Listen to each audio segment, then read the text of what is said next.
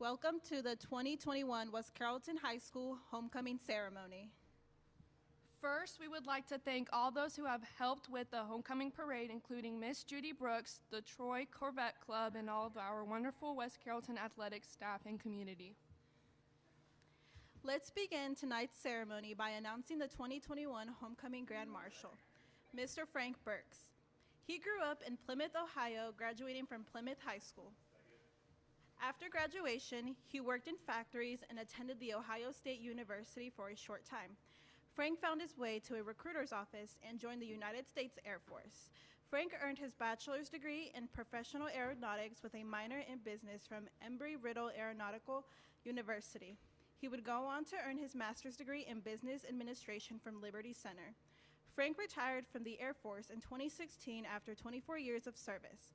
After retirement, Frank pursued his teaching license and is in his fourth year teaching business courses with West Carrollton High School. This year, he will be working with the wrestling team as an assistant coach. Frank has been married to Dee Burks for 22 years. They have 4 wonderful children. He enjoys being outdoors, fishing, and hunting. He is a member of the American Legion Riders Group and can be often found out on his Harley. Without further ado, let's announce our 2021 West Carrollton High School Homecoming Court. Our first freshman attendant is Peyton Joseph, and she is being escorted by Anthony Allen. Peyton is the daughter of Larry and Mandy Joseph. She enjoys playing softball and cheers for soccer, basketball, and competition cheer. Anthony is the son of Anthony and Sarah Allen.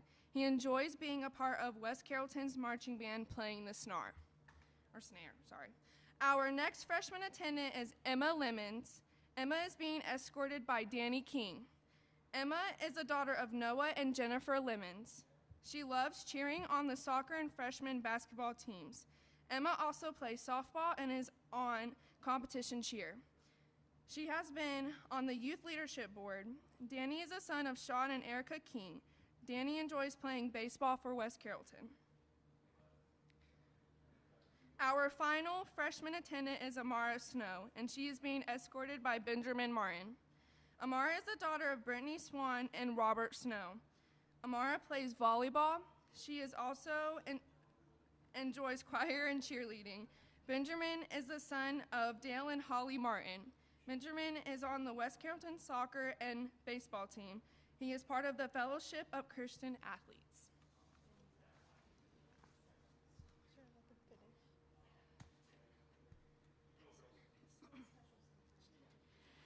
Next, we have our first sophomore attendant, Francesca Gates, who is being escorted by Kevin Davis.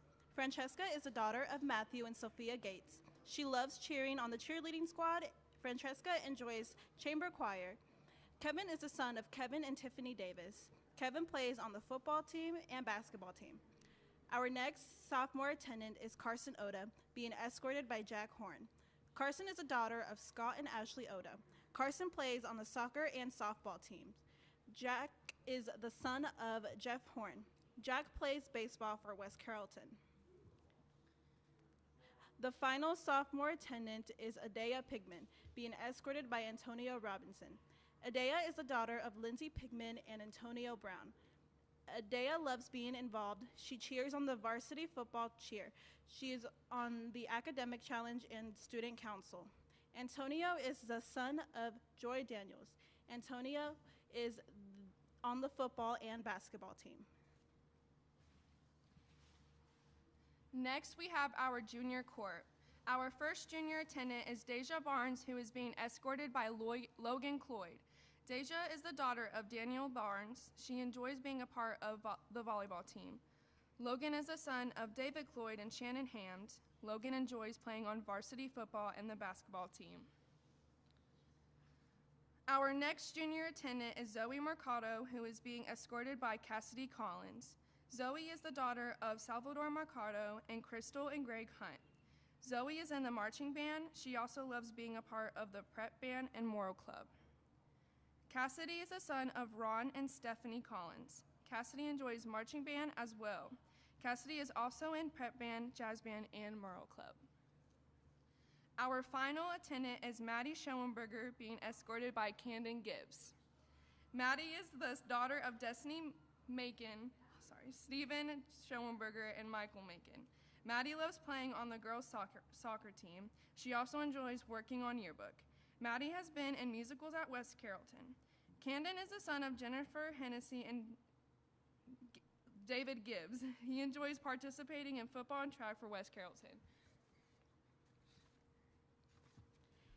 And now for our senior candidates for the 2021 High School Homecoming King and Queen. Your first candidate is Kendall Adams, being escorted by Cedric Anthony. Kendall is the daughter of Crystal and Michael Adams. Kendall is on the varsity soccer cheerleading squad. She is also part of the Student Council, NHS, and she is the Pirate School Store General Manager. She hopes to attend OSU or UC, where she wants to study education. Cedric is the son of Megan Anthony. Cedric is involved in the football and track. His future plans are to play college sports and go into the medical field. The second candidate is Kylie Burr, being escorted by Jaden Berry. Kylie is the daughter of Keith and Amy Burr.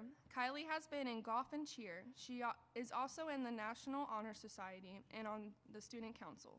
She is planning to attend college to major in pre-med and biology. Jaden is the son of Raymond and Kim Berry. Jaden enjoys being a part of the Pirates football and track teams. His plans are to attend college for pre-med biology. Our third candidate is Trinity David, who is being escorted by Andy Dolzel. Trinity is the daughter of Dee Arnold. Trinity is on the basketball and volleyball team. She also participates in orchestra, youth leadership board, National Honor Society, and BPA. Trinity would like to attend a four-year college to become an FBI profiler. Andy is the son of Melba Rascon and Guillermo Dosal. Andy enjoys playing soccer. Andy is also on the NHS and is in Culture Club. Andy plans to attend a four-year university and play soccer. Our fourth senior candidate is Cheyenne Green, being escorted by Chase Hunt. Cheyenne is the daughter of Jeff and Beth Green. Cheyenne is on the homecoming committee. After high school, Cheyenne wants to attend college for forensic psychology or social work. Chase is the son of Brad and Amy Hunt. Chase enjoys playing baseball and soccer. He is also co-spirit captain. After high school, he plans to join the United States Air Force. Your fifth candidate is JC Moore, being escorted by Luke Martin. JC is the daughter of Amy Mack and Ronnie Moore. JC loves helping out, being an office aide. After high school, JC plans to attend NYU or Xavier for nursing. Luke is the son of Holly and Dale Martin. Luke enjoys being a part of the swimming and soccer team. He is also on the student council and is senior class president. He is the co-spirit captain. He plans to attend college and continue his swimming career.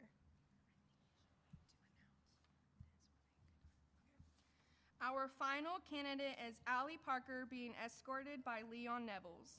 Allie is the daughter of Phil Parker and Carrie Collins.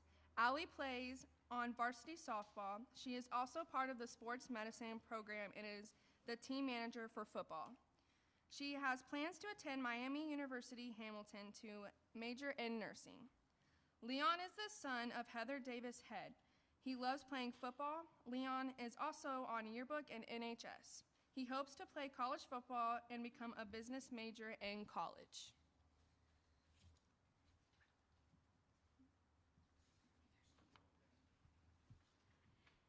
And now we introduce you to our 2021 Homecoming King and Queen.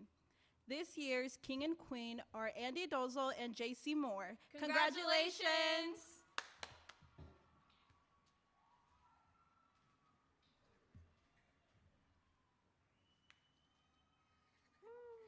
Oh my God. We did it.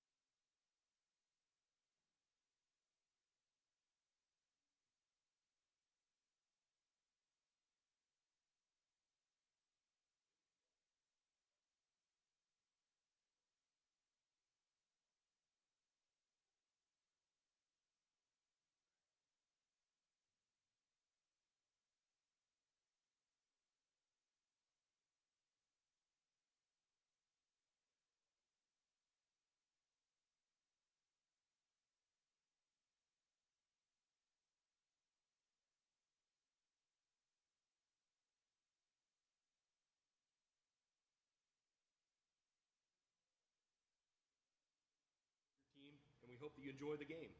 Spectators must remain in the seating areas at all times throughout the contest. Spectators are expected to treat others with respect. We will not tolerate any profanity, vulgarity, or verbal abuse of any kind. Please report any misbehavior to a member of the athletic staff immediately. We are all here to enjoy the high school sporting event. Please do not ruin the game for our students and other spectators by acting inappropriately. All spectator ejections require a mandatory online course and an indefinite suspension from all Pirate athletic events. Let's all do our part to make Pirate football games a great experience for all. Done with that announcement.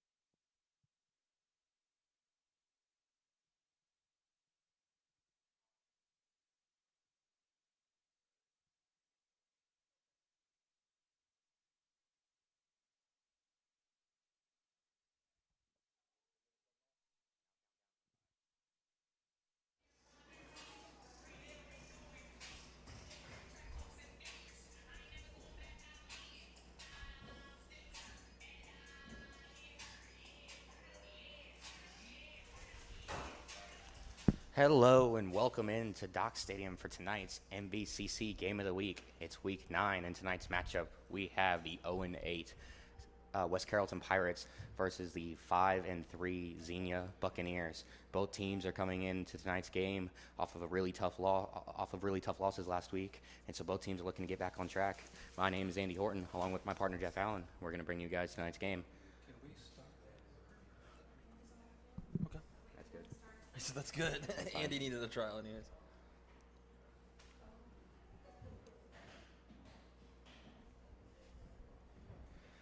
Hello and welcome into Dock Stadium for tonight's MVCC Game of the Week. It's Week 9, and for tonight's matchup we have the 0-8 West Carrollton Pirates versus the 5-3 Xenia Buccaneers.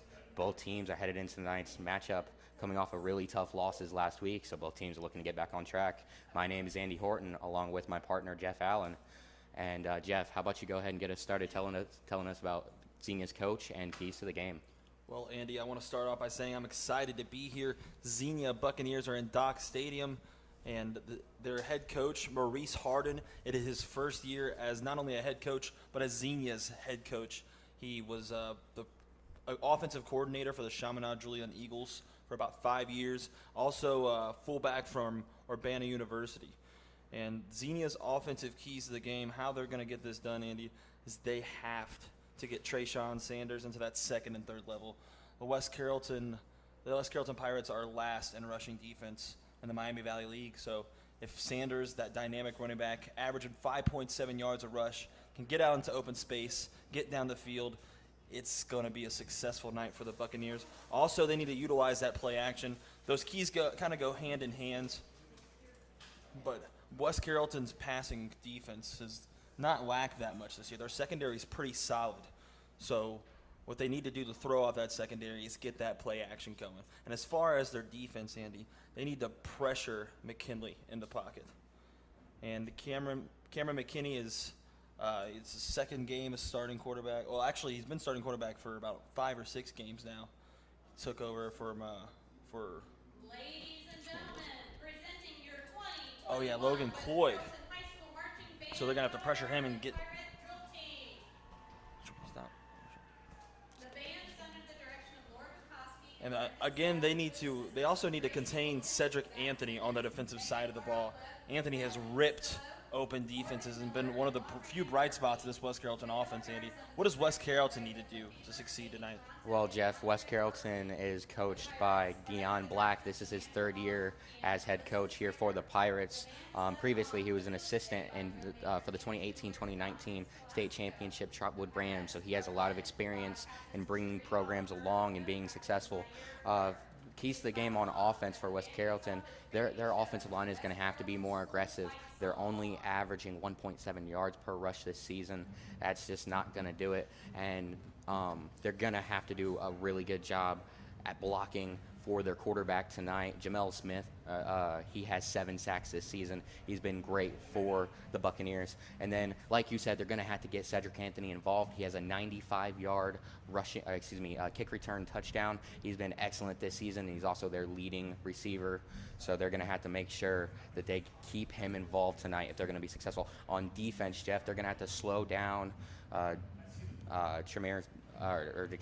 Trayshawn Sanders, who, like you said, he's averaging nearly 6 yards a rush, has nearly 700 yards this season. He's been very explosive, as well as 3 touchdowns. They're going to have to slow him down. They're going to have to get off the field on 3rd down. They've had trouble stopping teams from converting longer 3rd downs and whatnot this season, so they're going to have to slow them down tonight, Jeff.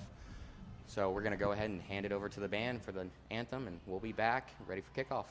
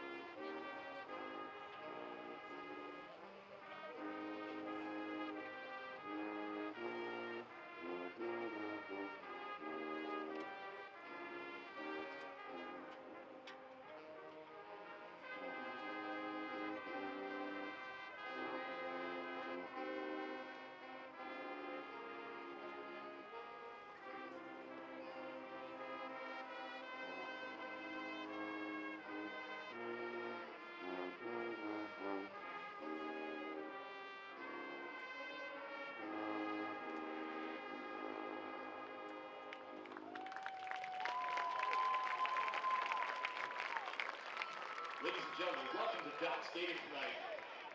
I'd like to first introduce our guests for this evening, the Xenia Buccaneers.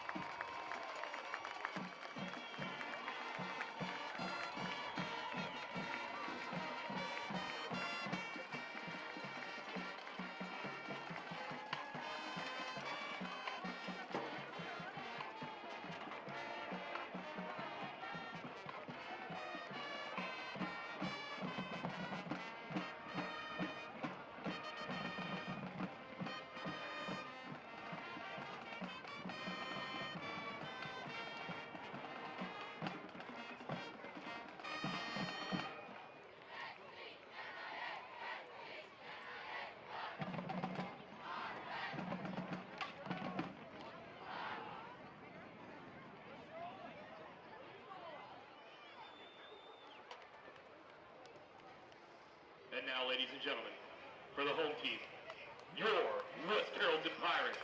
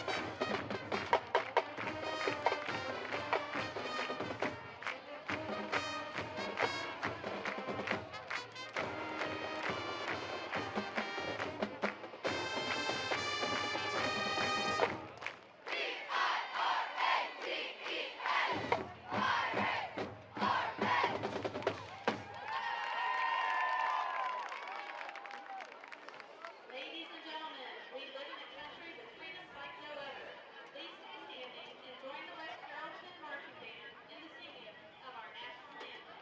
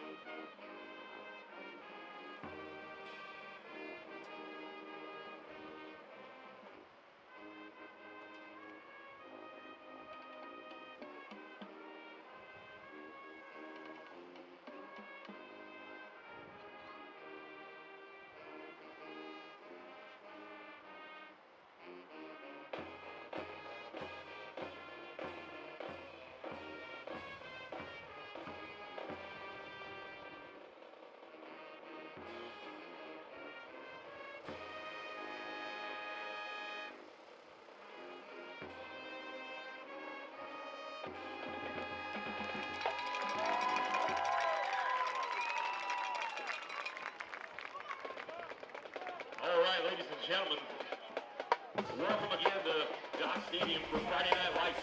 All right, so welcome back into Dock Stadium, ladies and gentlemen, for our Week 9 MVCC Game of the Week action. We have the Xenia Buccaneers coming to town to take on the West Carrollton Pirates. And Jeff, what are you expecting to see out of tonight's game? Just maybe a little preview. Well, Andy, Xenia is 5-3, coming in and taking on the 0-8 West Carrollton Pirates, but very, very deceiving. It could be a potentially good matchup for the West Carrollton Pirates. So we'll see what they could do. It's definitely homecoming night. They're going to get fired up. I expect to see something different out of West Carrollton. They've had all season to figure this thing out. I think they lost to Greenville 21-14. That was their closest game. Xenia beat Greenville 21-14. So it could potentially be close. I know football math doesn't always add up, but like I said, it's all about the matchups, Andy. And if they can contain the Xenia offense, I don't see why they couldn't manage this game and end up getting their first win of the season. Sounds good, Jeff. And like you said, the Buccaneers only beat Greenville 21-14. They had a few turnovers in that game, which really could have turned things around. So if the Pirates are able to force a couple of turnovers, that could really change things, make things interesting, maybe help things go their way. The Pirates are going to kick off here tonight, and Dominic Hayes is going to start us off.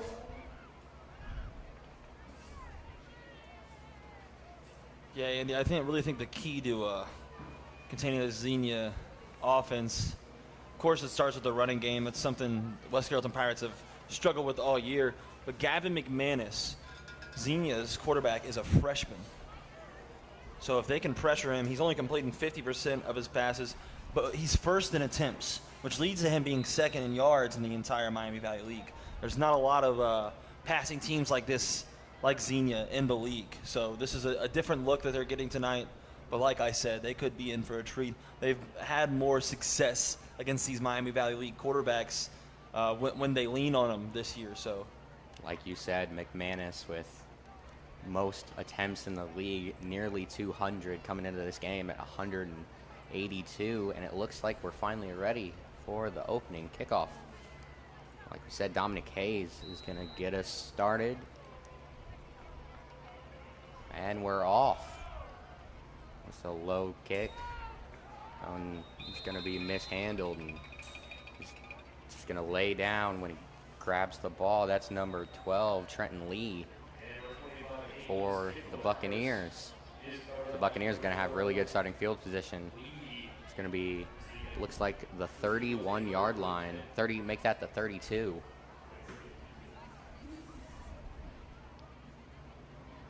So out comes McManus and this Xenia offense, and you see they're spreading out.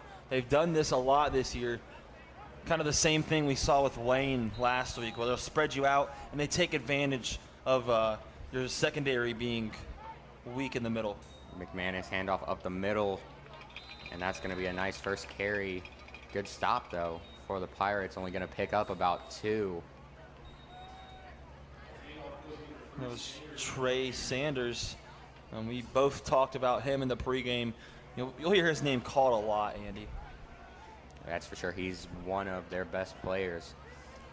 3 wide, 1 tight end down. Lined up in the pistol. Looking for the jump, almost got it. West Carrollton's in a nickel formation here. They got 3 defensive backs in the field. McManus takes the snap. He looks.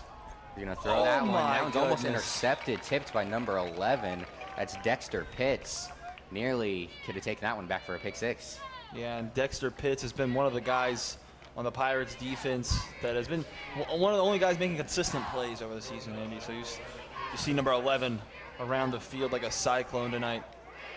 Yeah, they've struggled a lot this season on both ends of the field, but you've been able to see as the season's gone on the growth of some of these young players, and it's very promising. McManus back to pass. He's going to throw this one. He's going to find his receiver. That one's number 38. That's Jackson Tate on the reception. And Jackson Tate on the season has been a reliable vessel up the middle, Andy. He's at 15 receptions, 120 yards, and a touchdown as well. And so it looks like that's going to make it 4th and 1. Big decision here early for the Buccaneers. And it looks like they're going to shift formations. They're going to shove some of the little guys on the outside out and bring in the heavy artillery. And it looks like it might even be a quarterback sneak up the middle, Andy. McManus down, takes the snap. Quarterback sneak is up through the middle. I'm not sure if he's going to get it, Jeff. West Carrollton stout on the defensive line, holding strong in the trenches. Let's see if McManus reached across the first down line. It didn't appear from up here that he did. Jamel Smith came in to try and give him an extra push there in the backfield. The big-time defensive end for the Buccaneers. They get pumped It's not going to be enough. And that is a big-time stop here on the first drive of the game. We were talking about how they were going to have to get the Buccaneers off the field, and they do that right there. As you can see, big number 85 get excited. That one's Braxton Fisher. He was in to help make the stop. Yeah, and Jaden Berry, also a big guy in the trenches for West Carrollton, proving strong in the middle of that defense. That's going to set the tone for the entire game, actually, on the first drive, getting a stop like that. West Carrollton has 4 wide. McKinney in shotgun. He's going to take the snap. He's back. He's launching it. Throw this one deep. And that one is going to be intercepted. That's number 20, Tremond Henry. And he is... Oh, and flag down on the play, though. Henry's going to be forced out around the 25 or so. But there's a couple of flags, so we will see what the call is. And McKinney had a lot of faith in his arm there, especially a lot of faith for a guy listed as a wide receiver and defensive back. So he didn't quite have enough on that one, and that one was an easy interception. Yeah, so set a dominant tone for the game, and for Henry made a very crucial mistake on the first drive, but we'll see. It looks like that's going to be a holding on the return. So that'll set going to be declined, and I was not sure what the second one was. Yeah, they're both Xenia flags, but nonetheless, that's a victory for the Bucks. Andy, you get the ball back, and you get another opportunity to make this first quarter worthwhile. We've already had 2 turnovers on downs in the first 2 minutes. Yeah, I was not expecting that coming in early to this game, but ball protection is going to be a key here. A chaotic first 2 minutes in this game. A Week 9 NBCC game of the week. McManus in the shotgun. He's going to hand this one off to Sanders for a pickup of maybe 1.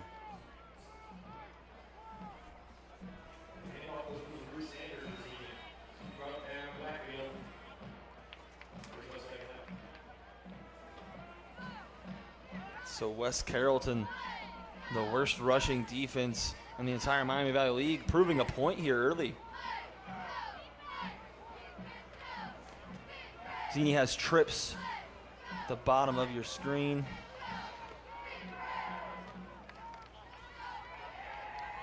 They are on, they're closer to the right hash here. Man is going to take the snap, another handoff, and this time hard running by Sanders. Looks like he's going to pick up another 2 or 3 on the play. That West Carrollton front 7 so stout. Cedric Anthony, Leon Neville's in on the stop. Yeah, they've done a very good job here in the early going, slowing down Sanders, averaging nearly 6 yards a carry. So far, not much room for him to run. This one, now it's going to be 3rd and 9, ball on the 14. McManus is going to take the snap, and there's a flag on the play. That's going to be a false start. Back it up 5 for the Buccaneers.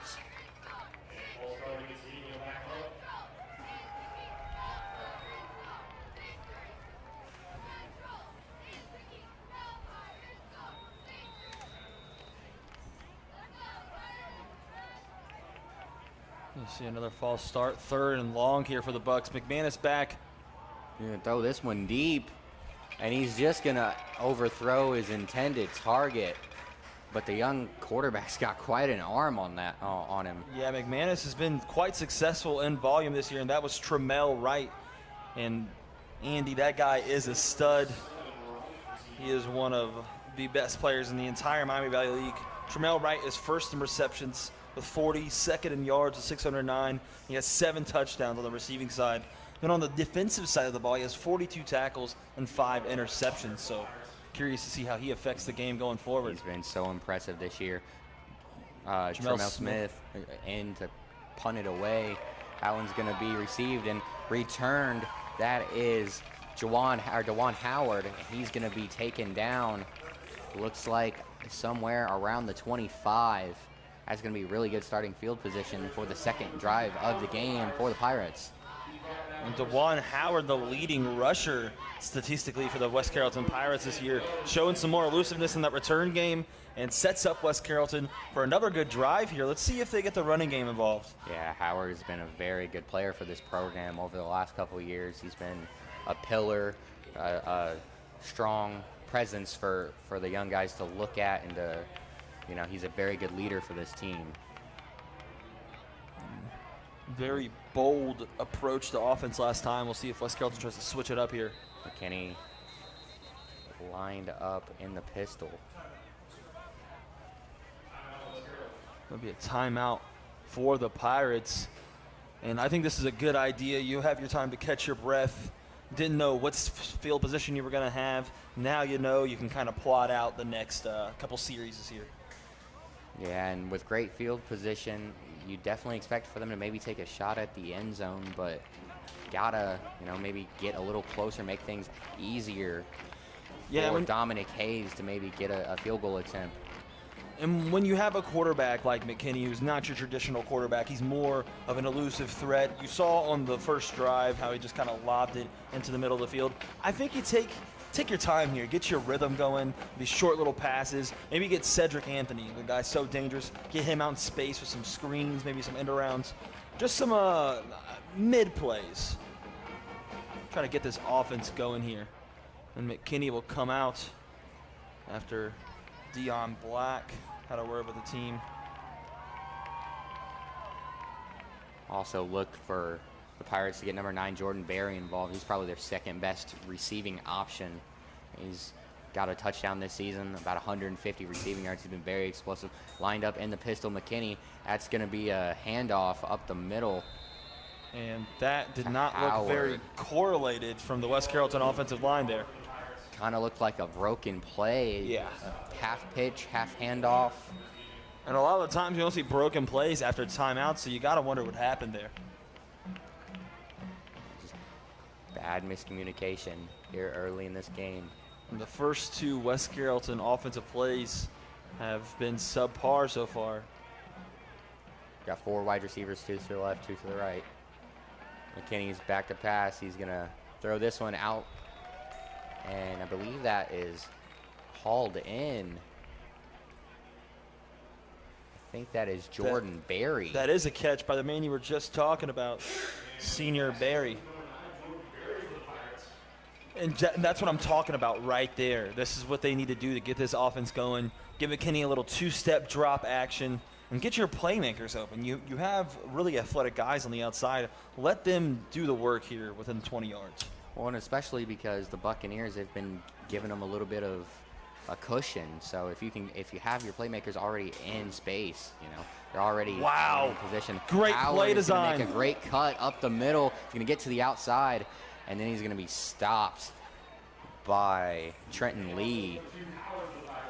And questionable. Howard had some space in front of him, kind of braced for the defender on the side. So it was a great jump cut by Howard there to get himself into some space. And this is a good decision. This is a pivotal decision. 4th and 4. And there's not a lot of accurate kickers in this Miami Valley League.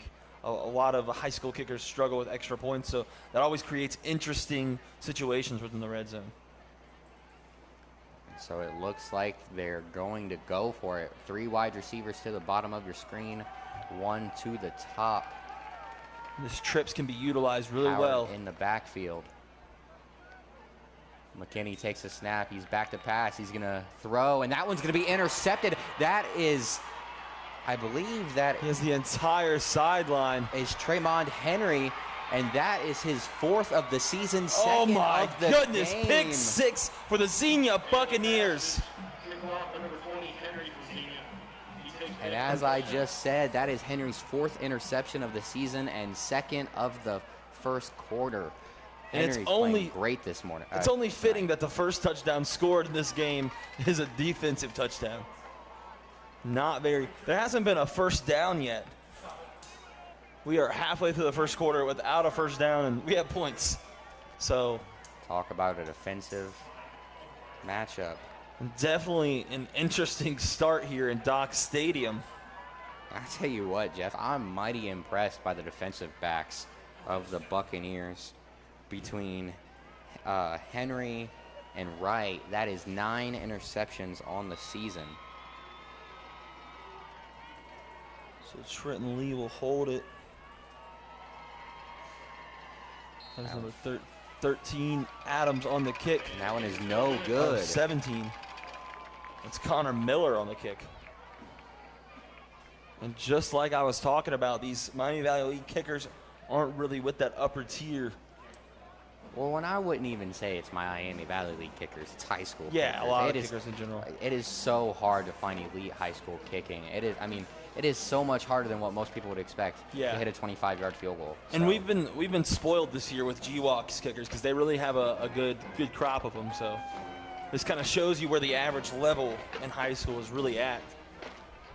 And halfway through the first quarter, Xenia is up 6-0. West Carrollton will have their 3rd possession of the game already, and they really haven't done much.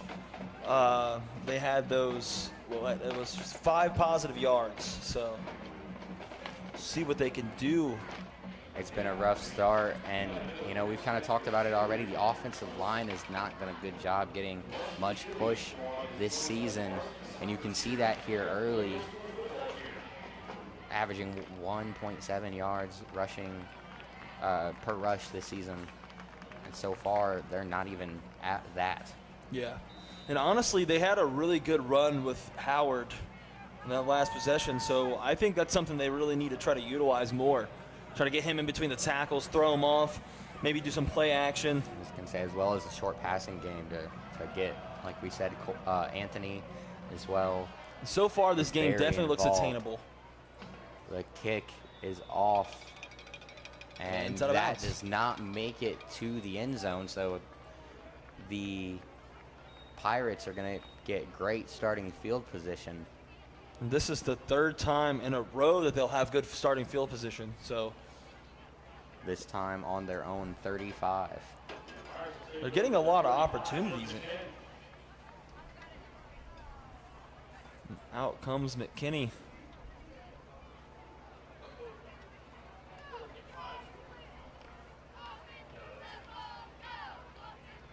Bringing it in, and so far, McKinney in his first game in almost won that game against Greenville, and I think that's really when he solidified his starting position on this team.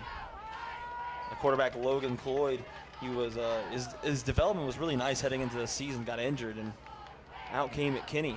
Yeah, really sad for the kid. He was really impressive in the game that we watched him earlier this season. Howard is going to bounce this one to the outside. And there you go. The guy missed. He's going to find a cut upfield, and he's going to get a first down. That's going to be around about a pickup of 12. He's going to get out to the 47-yard line.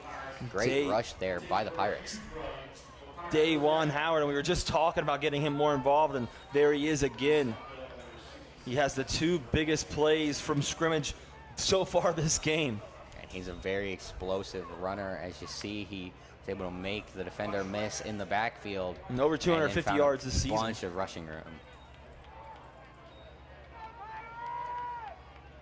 2 wide receivers to the right and 2 to the left. Howard lined up behind McKinney. He's going to get the handoff. He's going to get through the line and then pick up about 1, maybe 2 on the play. Yeah, and you see weak side outside linebacker blitz from the Xenia Buccaneers. Really stifled that run. 2nd and 9, and I don't think you go away from this. I feel like this should be the main game plan for the West Carrollton Pirates. This is what's working so far, really taking advantage of that Xenia front 7. Kenny was ready for the snap, but a couple of offensive linemen are going to jump. That's going to back him up 5. False start for West Carrollton, and another mistake piles up. And yeah, Jeff, everyone knows that run blocking is easier than pass blocking. So if you can get your offensive line in a groove early, getting them, keeping them aggressive, and having them plowing room, Exactly. it's going to set up yourself. It's going to set yourself up better for passing Another later flag. in the game. And another false start on West Carrollton. 2 in a row, and this is painful. Self-destructing. And just when you thought they were really getting momentum here on offense. That's going to make it 2nd and 19, I believe.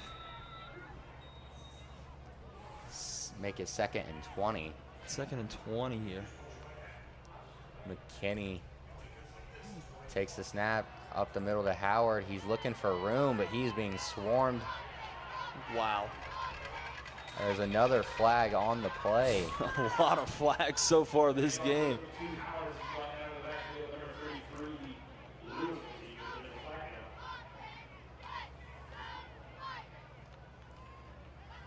We'll see what the ref's call is. Looked like holding.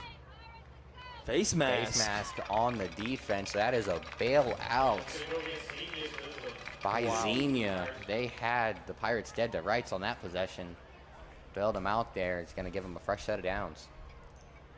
So far this drive, a battle of mistakes. Let's see if West Carrollton can turn this into something and execute right here. It's a fantastic opportunity to keep the ball moving. 5 minutes and 10 seconds left here in the first quarter. And this is the time to really establish a rhythm for your offense. Middle of the first quarter still, a lot of game time left. Ball on the 48. McKinney snap. He's going to keep it. He's going to find a little bit of room, and maybe he's going to pick up one on the play. And I kind of think he probably should have handed that one off to Howard.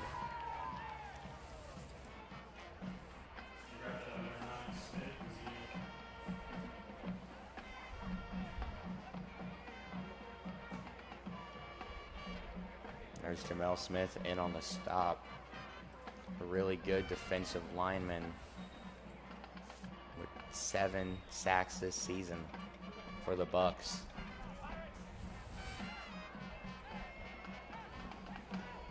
Huge play on 3rd and 7. Let's see if they lined up in the pistol. He's going to hand this one off to Howard. There's a little confusion there, and Howard slams the ball down in frustration. Only going to get back to the 48. This looks like just a lack of coordination here for the West Carrollton offensive line. And more costly mistakes here in this first quarter. He's really not on the same page right now. Great stop by Jackson Lewis. He's actually leading the Miami Valley League in tackles with 78 tackles. He's been phenomenal with 2.5 sacks as well. He's a player to watch for the Xenia defense. Dominic Hayes in to kick it away.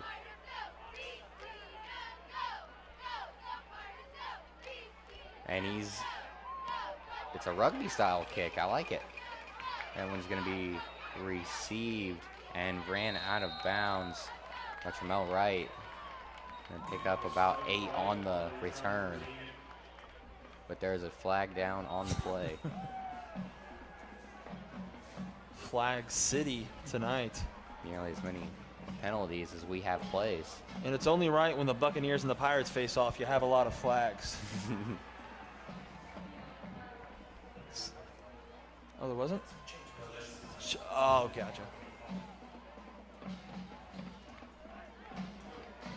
Xenia gets the ball back here.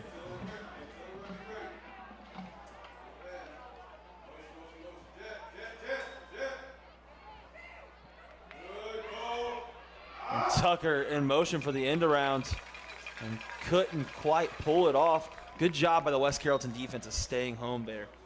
Yeah, and this West Carrollton front seven's done a really good job here in the early going, not allowing much rushing room. It's going to be 2nd and 7. This defense is allowing a second worst, 34 points per game, and they're looking very impressive tonight. 2 wide receivers to the bottom of your screen. Handoff. This one is to Sanders. He's trying to get out to the edge, and he's not able to get there.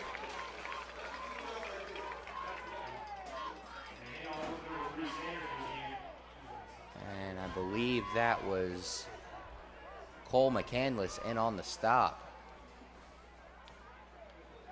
And McCandless is a leader on this Pirates team. No doubt about it. You walk around Dock Stadium, you'll see a lot of McCandless shirts on. Pirates love his tenacity and just his attitude as a player. He's a tough player. He's tight end and defensive end, so you know he likes mixing it up there in the trenches. This time it's going to be a handoff up the middle to Sanders, and he's going to get an initial push, and then he's going to be stopped. Cedric Anthony in there to help slow him down. Goes absolutely nowhere. And you also see Braxton Fisher, the 6'5 senior, up the middle, helping on the stop. And so that's going to make it 4th and 7, and that is going to force the Buccaneers to punt again. And how about this Pirates defense, the surprise of the game? They are stifling here. And Xenia, not much confidence you could see coming from the Stebbins game, where they got absolutely washed. Both teams trying to keep some momentum going here. Smith is off to punt it. Wow, that's a high one. Won't go very far. I think that thing went about twice as far up as it did as far out, but Lewis gets the punt, and you see why his long is 61, but he averages 28. he's got a real cannon. He's just got to work on his directional abilities. Yeah, sometimes it's a pop fly, but sometimes it's a home run. Also 6 punts inside the 20, which is really impressive when you consider this high school level.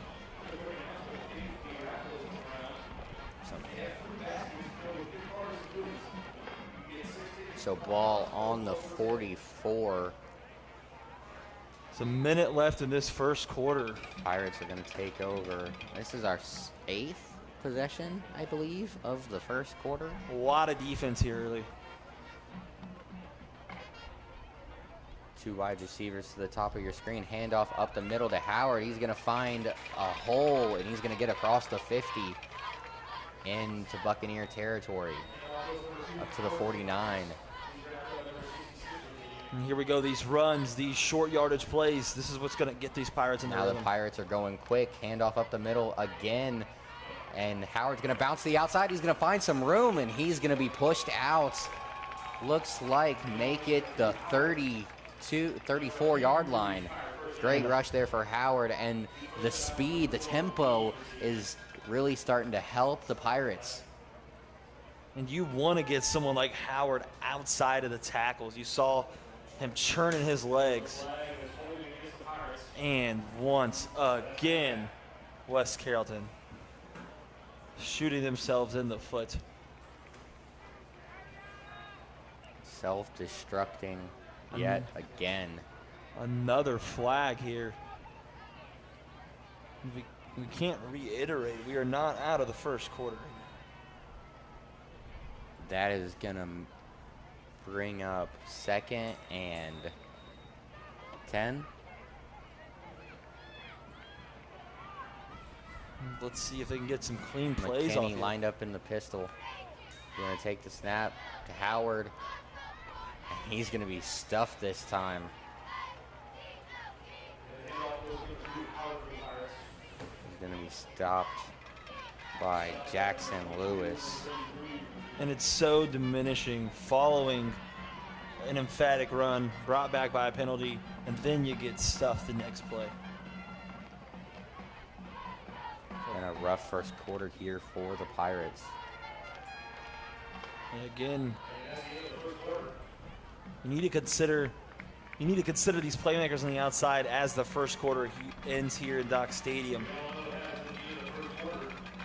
They got 3 very explosive players on offense between Barry and Cedric Anthony and Juwan Howard. You just have to be able to get them involved and find space for them. So far, they've not done a very good job of accomplishing that. Yeah, and you even got a tight end, Camden Gibbs. You have space, you have playmakers to work with. It's all about executing those plays and doing it within the rules as well. And the last couple plays, the offensive line has gotten a much better push, but, you know, the self-destructing with all these penalties, it's made it a rough go for the Pirates early.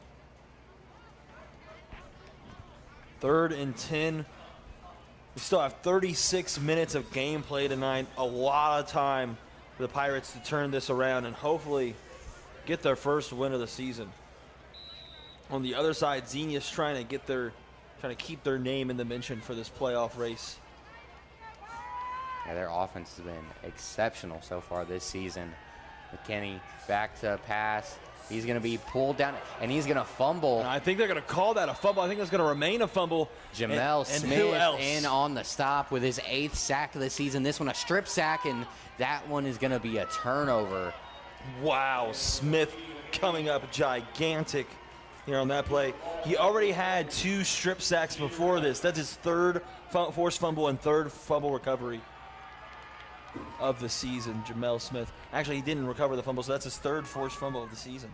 And after looking deeper into the stats, this Buccaneers defense is really exciting to watch. A lot of playmakers, guys who are going to make you pay if you don't take care of the ball. McManus back to pass. He's going to find his open target. That is Renako Tucker. Or Tucker, excuse me. And Tucker has been a really good number 2 option. 17 receptions, 170 yards. That's 10 yards a catch and a touchdown. And really just an all-around playmaker. They get him involved in a lot of aspects of the game. McManus takes the snap, gonna throw it out to Tucker again. He's gonna pull that one in and step out of bounds. But there's another flag on the field.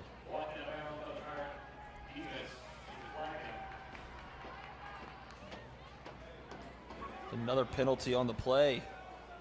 And it looks like it's going to go towards Xenia. Illegal man downfield. And that's a tough one. And some more flags for the Buccaneers. Everybody's getting flags. The ref might give the other ref a flag. It's a crazy start to the game. It's going to be 1st and 15. McManus is going to take this snap. He's going to throw it out. He's going to find his tight end again. That is Jackson Tate. Beautiful play design with the play action. Had him rolling out to his left. Gets the outside linebacker to come up, thinking it's a designed run, and hits that play action perfectly to Jackson Tate. And Tate is really good at running those out routes, those little 5 yards, and run towards the sideline. He's really good at creating space and picking up yards. And play action was one of my keys to the game, and here they go hitting on it early. McManus takes a snap. He's going to throw this one up, and that one is going to be just out of reach of Wright. It's a good throw by McManus. You got to be so impressed by this freshman quarterback.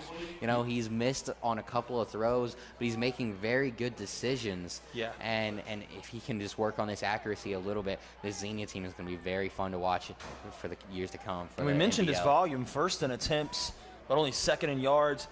And you see a natural progression of completion percentage through the season. So, yeah, McManus. Also great coverage by Jordan Berry on the outside there.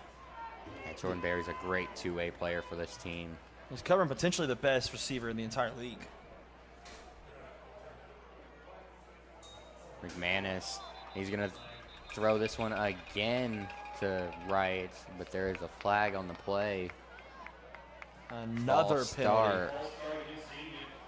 And this is brutal to watch from both sidelines. We're seeing both teams miss huge opportunities here in the beginning of the game. That's going to turn a 3rd and 5 into a 3rd and 10. And Andy, we should have started keeping track of penalties because we might be in the double digits here 14 minutes through the first half.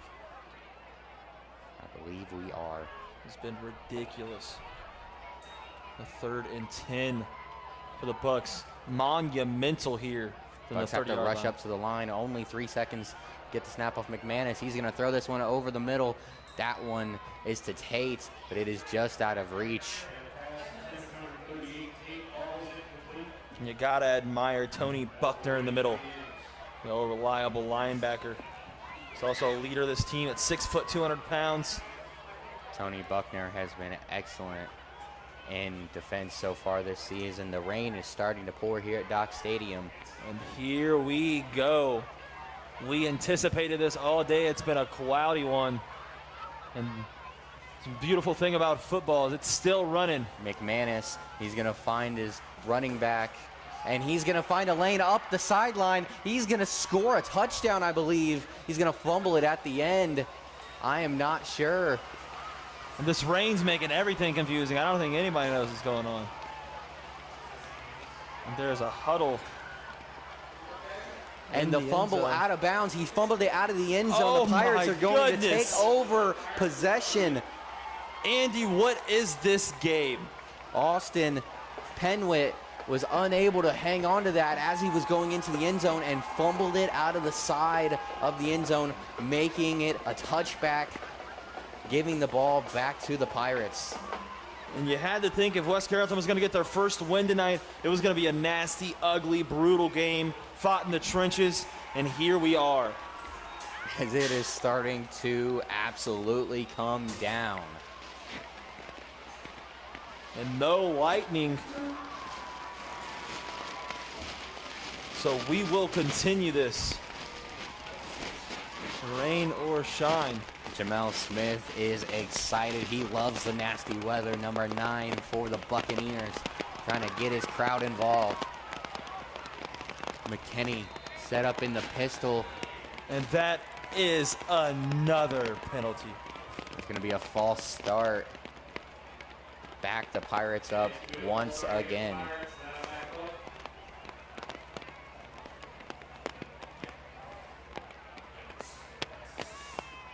And here's where you get those curl passes, those slants, a lot of the stuff Xenia was utilizing. 3 wide receivers to the top of your screen, hand off to Howard, and he was absorbed on that play. Absolutely nowhere to go. A number of defenders getting in there. Who else? Jamel Smith. Along with Jackson Lewis in on the stop. Been in the backfield a lot here in this game. These kids are studs. So many good defenders on this Xenia football team. And penetrating this West Carrollton line very well. See if the Pirates can get their playmakers involved. 3 wide receivers to the left, 1 to the right. McKinney is going to take the snap. He's going to hand it off to Howard. He's going to find a little bit of space. He's going to get across the 15 and pulled down right around the 16-yard line. Had a good gap, but these downs are already less manageable here, so rough going for the West Carrollton offense. Going to be 3rd and 15. 9:13 left here in the second quarter. Lined up in the pistol. McKinney's going to take the snap. He's going to hand it to Howard, who's looking for a running lane. He's going to pick up about 3 or 4 before being run back by a slew of defenders. And you got to admire Howard's efforts, fighting for every inch there. He's working really hard tonight, but he's not getting a lot of help from his offensive line.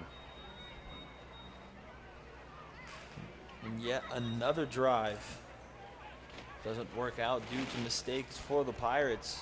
Dominic Hayes back into punt yet again.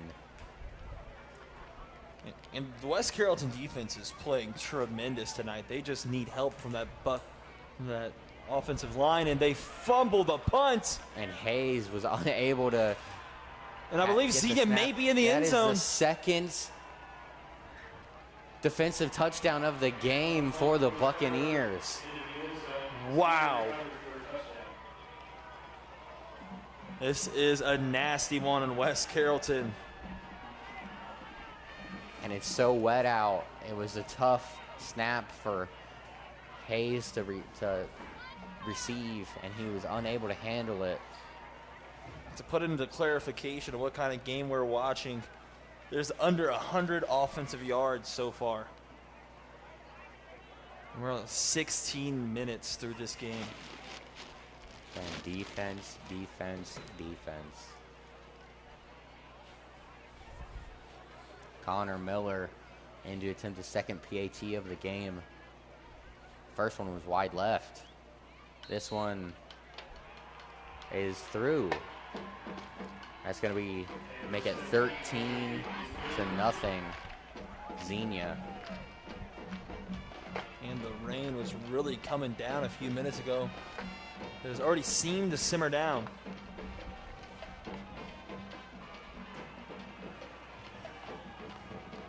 .805 here left in the first half.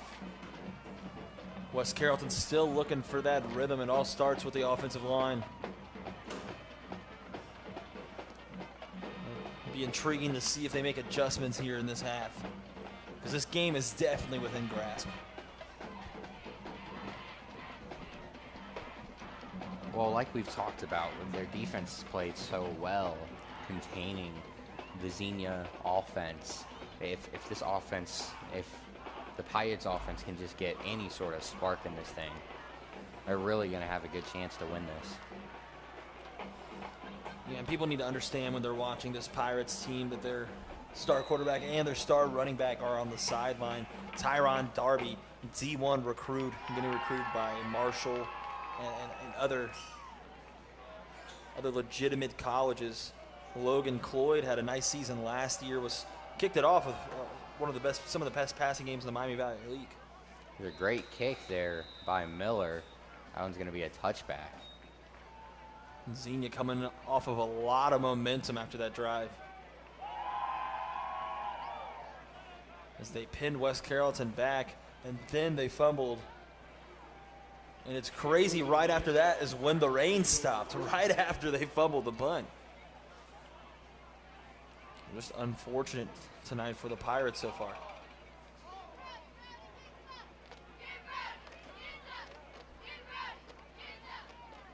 And we'll see McKinney in this Pirates offense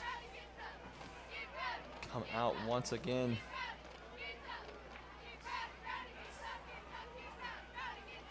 The field's still wet.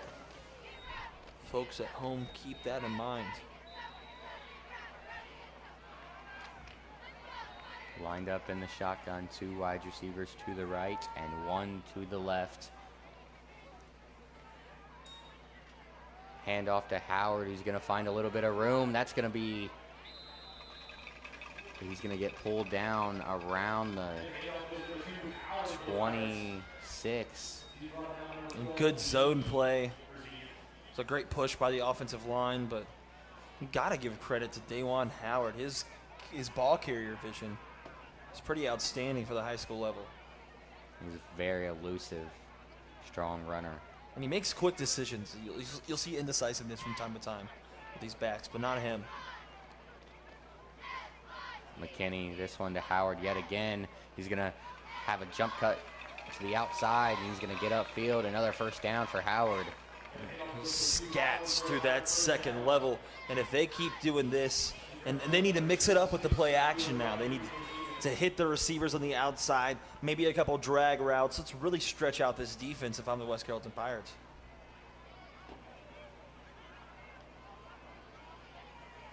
Ball on the 37.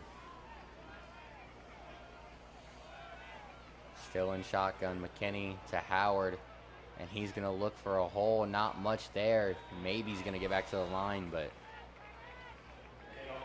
Into some of these draw plays, it's easily avoidable to lose yards. You'll see Howard scatting for yardage, trying to find space, and you'll see 2 of his offensive line 10 feet ahead of him. So it's definitely fixable issues.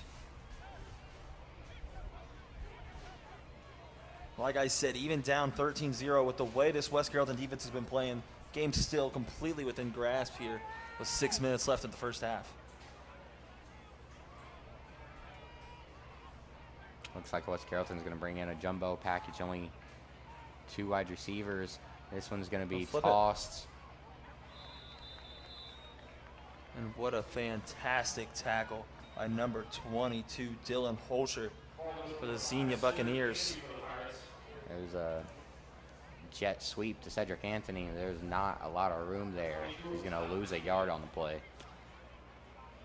Yeah, and I think when those end-around jet sweeps plays were introduced in the early 2000s, it really threw defenses off. But after 20 years of recognizing that, and especially in the high school game, I think the defenses have it batted in their mind after years of playing, stay home.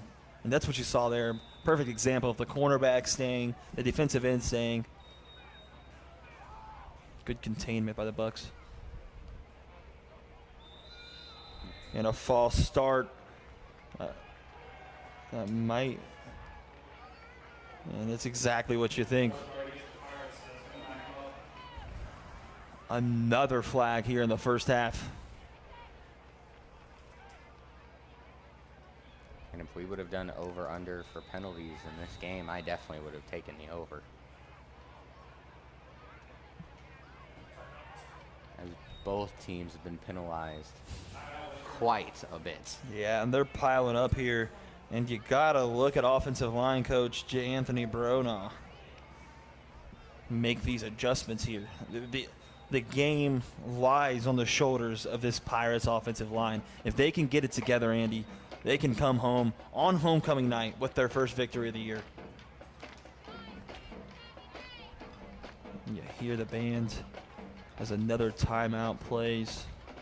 And what are you expecting the Pirates come out with here?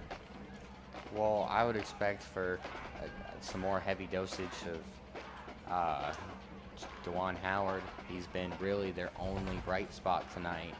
He's the only guy who's been able to get things going. You know, I might try and get him in some space with a screenplay. You know, if you can really get him with some blockers out in space, he could really be a difference maker. He had a really big run up the sideline earlier here in the game, but it got pulled back by a penalty. If you can get him out in space, here they break the very huddle. Effective. Back on offense, someone we haven't called a lot tonight, Cedric Anthony. He's the Pirates' leading receiver on the season, 250 yards. McKinney's back to pass. He's looking, and now he's going to scramble. He's going to get a good block from one of his offensive linemen, and he's going to scramble out of bounds, pick up a couple.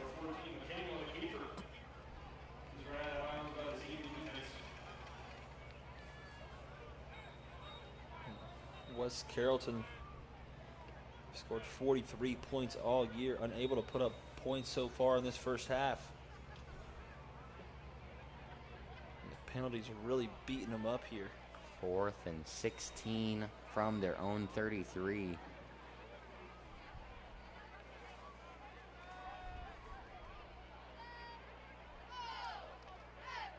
see 3 gunners from the Pirates. Haynes is going to take the snap, and he's going to get this one away. Pretty good punt, but it's going to take a Buccaneers bounce, and they're going to take over around the 45. Out comes McManus. He's made some good throws, made some shaky throws, but overall, the Xenia offense is not looking bad, but they have just not performed in those clutch moments. As you said before, they dropped an entire touchdown. Fumbled it out of their hands. McManus, 2 wide receivers to the right. He's going to take the snap. He's going to throw this one to right, and that one was overthrown. And that's actually Tucker to the outside. Number 2, he has been the other option tonight. He's gotten a lot of looks. And again, you got to give credit to this Pirates defense. They're playing really good tonight. And it's just unfortunate. I feel bad for some of those guys. 3 receivers, the 1 tight end, Jackson Tate. McManus takes the snap up the middle. It's going to go to Sanders. He's a hard runner. He's going to pick up about 3 on the play. He's going to get him up to the 48. It's going to be 3rd and 7. That interior line, Barry and Fisher, have been so efficient tonight.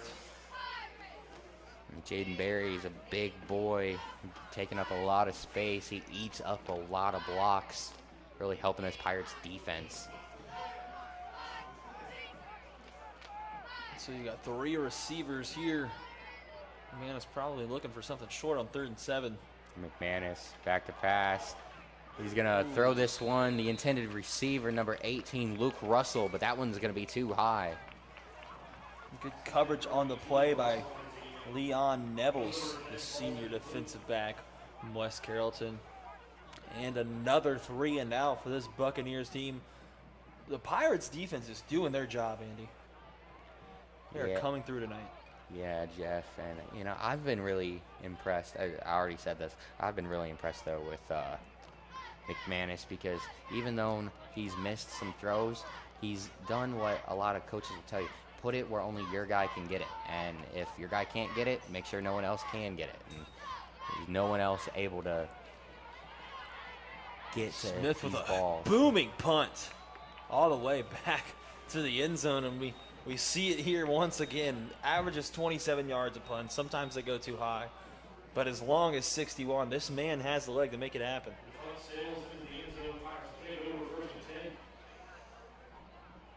West Carrollton probably have a couple more chances to make something happen in this first half, and they'll probably need a big play here. They haven't really shown the ability to sustain a drive without essential mistakes. See if they can flip the script here at the 20-yard line. 4:43 to go here in this first half.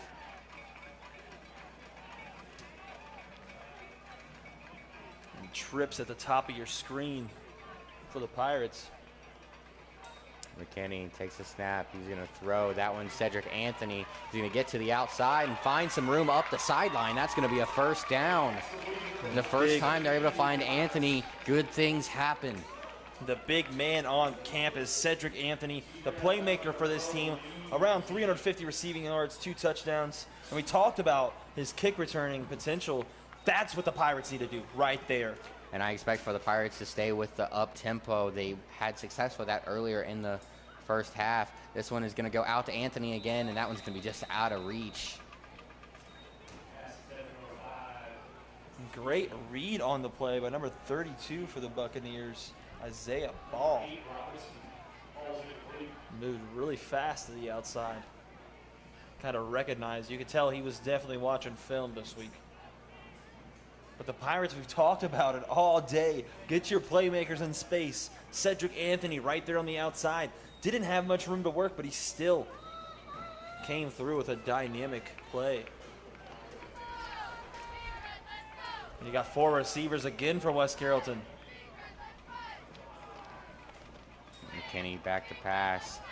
He's going to hand it off to Howard, and him and McKinney are going to run into each other. Going to lose yardage on the play. And the deflating sequence of events for this Pirates sideline. Once again, you get ahead of steam, and it falls short. And honestly, as you're watching these games, you see the same thing that you saw in the Greenville game, that you saw earlier in the season. Through little hints, the Pirates have potential. But just a lot of miscues and mistakes just really holding this team back. So not a long possession at all. Running about 50 seconds. Drops the punt, still gets it up.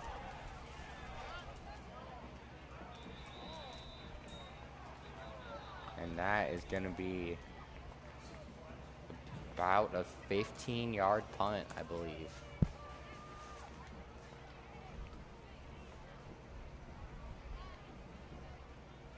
So Buccaneers will have good field position here. One more chance to make this first half a little out of reach. We've seen flashes from him today. Still a relatively quiet game from one of the best playmakers, one of the best players in this entire conference, Tremel Wright. I believe he only has 1 catch today. He's been targeted quite a few times, but him and McManus have just not been able to connect here in the first half. There he is at the top of your screen. He's in motion now. And speaking of the devil. Screenplay. He's going to be blown up. Gets upended. Looking to see who it was on the play. I believe that was number 8, Antonio Robinson. What a play.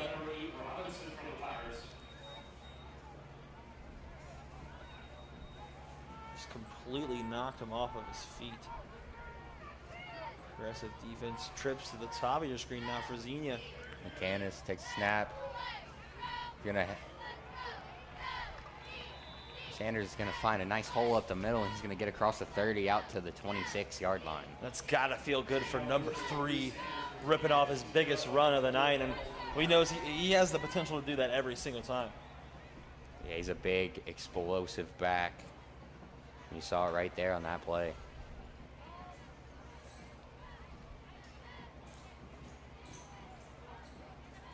So big 3rd and 2 here in Pirates territory with the first half running down. They'll go strong. Manis takes a snap. He's going to hand it to Sanders. Sanders He's has going to bounce it space. to the outside. He's going to be chased and thrown down by Open field Robinson, tackle. but it looks like the ball comes out at the end. And that was Looks like- actually Cedric Anthony making the play on the outside. Wow, what a play. It's a great tackle by the little guy. He outmanned.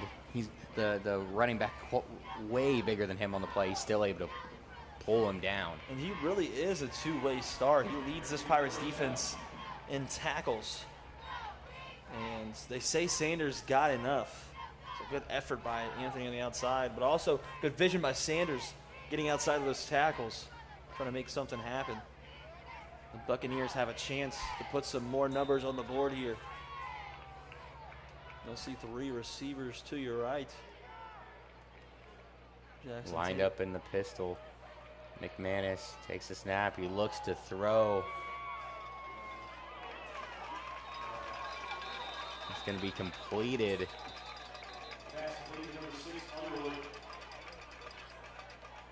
That one was. Oh my Underwood. goodness. And it was a the ball fumble. was fumbled. And at the bottom of the pile, the Pirates are able to come up with it. And I believe that is the 6th or 7th turnover within the game. Dexter Pitts was able to knock it out on the play. Almost had the interception on the first drive of the game, forcing a turnover here right before the half. Another interesting stat for you, Andy. We have more combined penalties and turnovers than we do scored points here in this first half at Dock Stadium for the Week 9 NBCC Game of the Week. Presented by Kettering Health.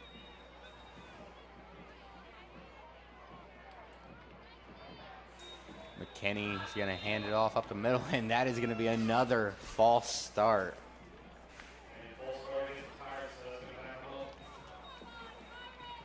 And the flags are flowing here.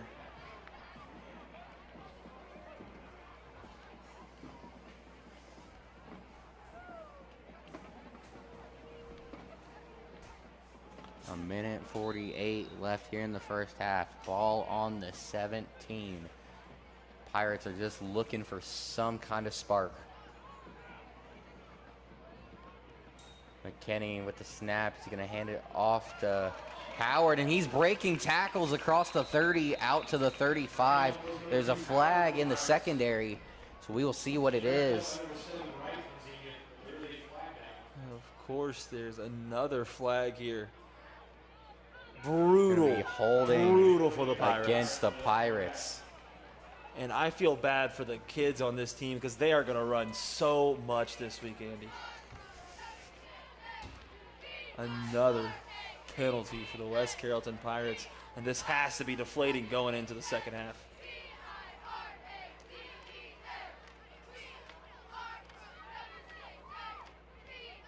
And they're getting closer and closer to the end zone. But the wrong end zone. And not a good way to end this first half. 1:42 still Now remaining on the ball clock. on the 8. They have to reach the 34-yard line for a first down. Howard is going to take the handoff. Gonna pick up about 2 yards on the play. And everyone has to admire the heart of Day-One Howard. He doesn't stop turning his legs. You see a sea of Buccaneers around him and stand still for a couple of seconds each time. Incredible work from that kid tonight. See a 2nd and 18. We've seen a lot of 2nd and 18s, it seems like, tonight. Clock ticking down. 55 seconds. And it's a fumbled missed snap. Oh, my goodness. And a... It's going to be a safety as McKinney's just going to dive on the ball in the end zone.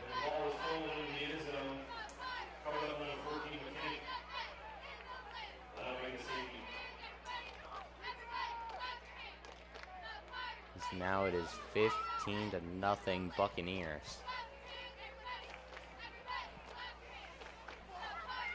Not much sound from this Pirates sideline other than the cheerleaders. 46 seconds left.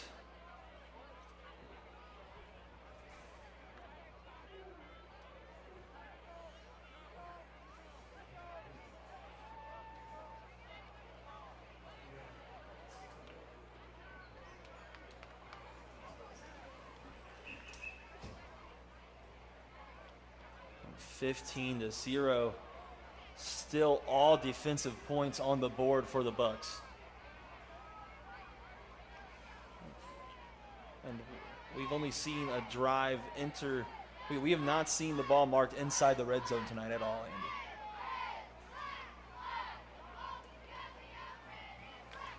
Well, when there's 20 combined penalties in the first half, it's really hard for your offenses to get going. You got to think Maurice Harden's just going to sit on the ball here and going into this first half. His defense taking and executing on their mistakes, really. The swib kick, and Buccaneers are going to cover it up at their own 49. 44 left on the clock. Couple plays, if that. Most likely a kneeling situation.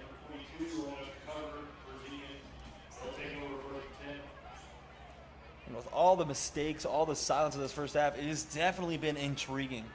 I don't think I've ever seen a game like this. Tons of penalties, tons of turnovers.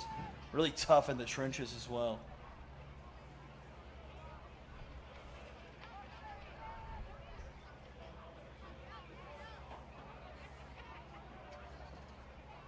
Three receivers. One tight end. Doesn't look like they're going to sit on it at all. Man in motion.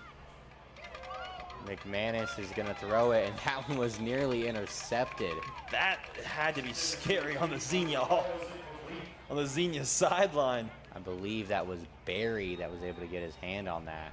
Yeah, you shut out this Pirate offense. You go into the halftime with a 15-0 lead, and you almost give up a pick six right before half. Would have been a nightmare.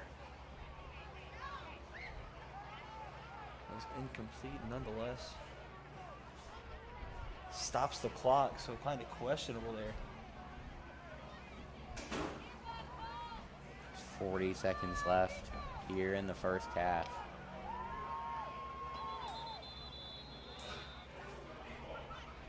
And that's going to be a timeout by the Buccaneers. Xenia really stretching out this 40 seconds here. You would have thought, we've seen this situation a lot of the times the past couple years, and it's usually handled the same way. You run it a couple times or you kneel it. Xenia taking a very aggressive approach going into the second half, trying to get something going down the field, and you see as soon as those plays start, there's a couple guys going deep. Yeah, and if you're a Buccaneer fan, you just got to hope that you don't turn the ball over here. They've had a couple of close calls, and so far they've gotten lucky.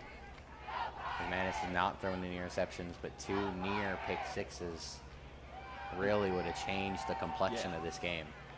And I think West Carrollton has a lot of confidence in that secondary. They have a lot of talented guys out there, and it's going to be tough for Xenia to score this amount of time. McManus takes the snap. It's going to be rushed hard. He's going to get the pass out to Sanders. That's going to be a pickup of about 6 on the play. Antonio Robinson. 25 seconds and ticking left in the first half. Robinson with another stop here. He's the freshman defensive back. Buccaneers have got to hurry. Only 15 seconds left, and they're going to take a timeout. But I believe that's very poor clock management. They could have saved 12 seconds if they would have taken the timeout earlier. Clearly some confusion, and that is not a good sight at all. You see Trey Sanders is limping over to the sideline. and he is one of the pillars of this offense. With the workhorse running back, not a lot of other guys get carries. Unfortunate to see that young man limp off the field. Glad he's limping. Glad he's walking and limping instead of out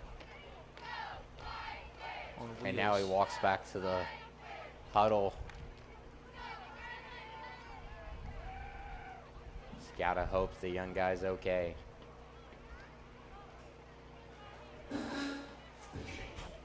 Xenia really making the most out of this 42nd possession. Trying to draw up something to get down the field.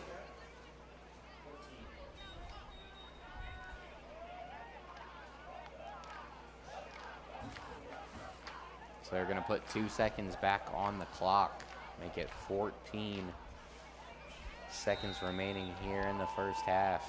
This is a ton of effort before the first half ends for a team up 15-0 and really hasn't been challenged on the from the opposing offense. So looks like Jamel Smith is in at backup running back. It's gonna be a pass downfield. That's gonna be hauled in by the tight end, Tate. Oh snap, they are moving down the field. There's 7 seconds left here in the half. And they're gonna use their last timeout. And that's a great play design by the Buccaneers. Tate has been all over the place here in this first half with another huge grab. That one is the biggest offensive play of the game. Yeah, like you said, perfect execution on that play design. Getting on the field and setting up this last play. I definitely questioned their aggressiveness, but in the end it pays off. You know, you get one more shot to score before the half. They're going to put another second back on the clock for what I would assume. You know, I'm going to take that back. I guess they're probably going to go. I'd say they're going to take one more shot at the end zone, and then they're going to go and try and kick it. But we shall see. And everyone keep an eye out for number 7 on the outside, Tremel Wright. He is a big playmaker for these Xenia Buccaneers. McManus brings the offense back out onto the field. And Wright, like you said, lined up all the way at the top of your screen. This could be the last play of this really long first half. McManus is going to throw this one. It's going to be pulled in. And catch, but no more timeouts by the Bucks. And that'll end the first half. And what a first half we have had. As you said, Jeff, that'll do it for the first half for our NBCC Game of the Week, week number 9. It's the Xenia Buccaneers up 15-0 over the West Carrollton Pirates. We'll be back for second half action in a bit.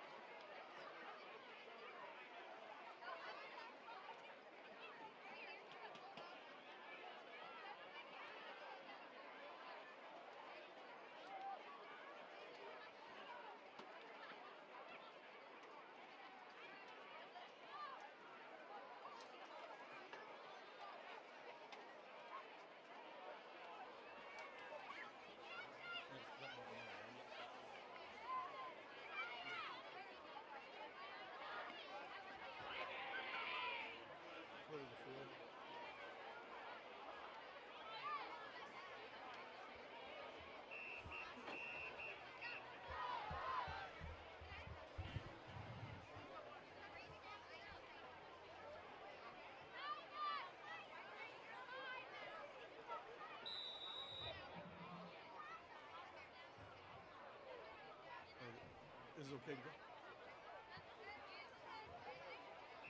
go? Let's get ready to rumble to the music of the 2021 Xenia High School Buccaneer Marching Band and Color Guard.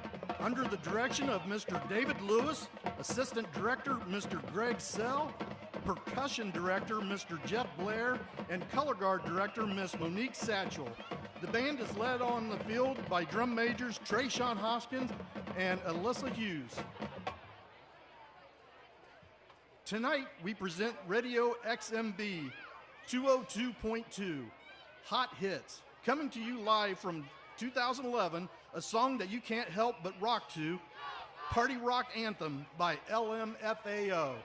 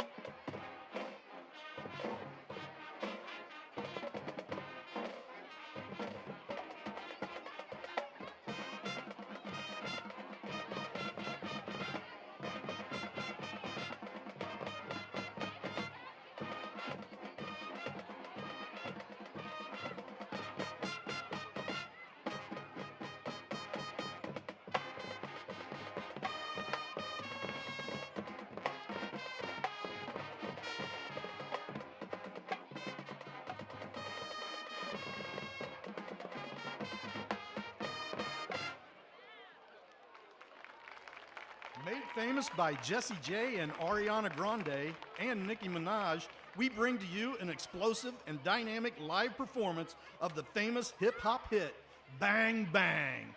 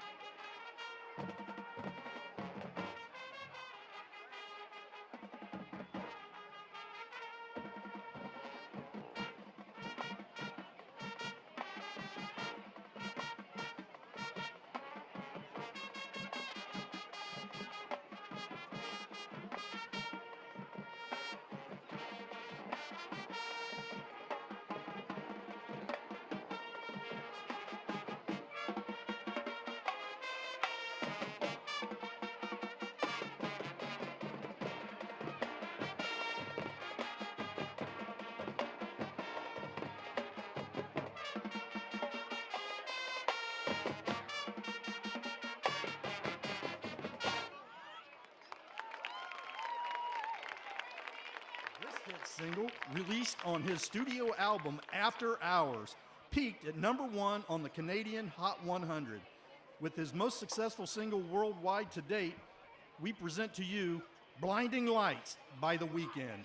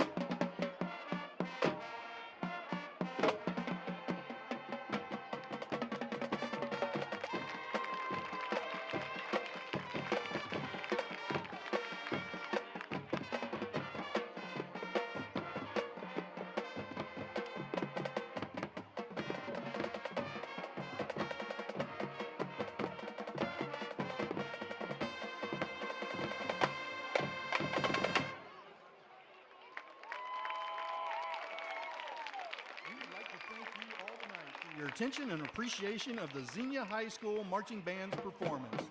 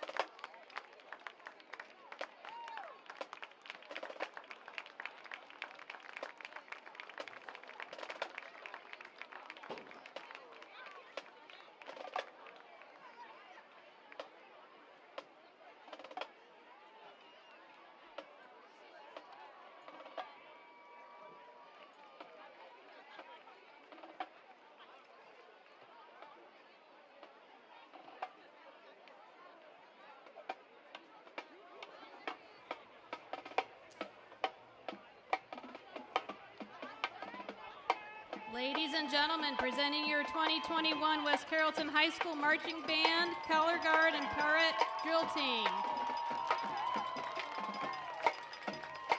Due to the sudden rain shower and to not risk our electronic equipment, your West Carrollton Pirate Band will be performing some of their favorite stand songs and cadences here on the track. Enjoy the sounds of the best pirate band in the land.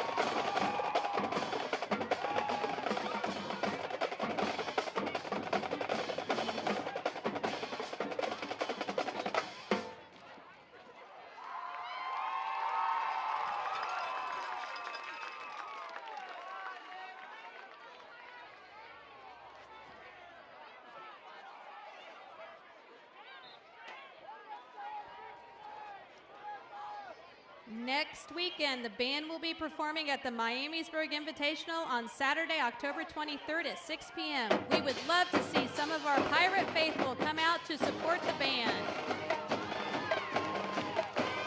Thank you again for watching the 2021 West Carrollton High School Marching Band.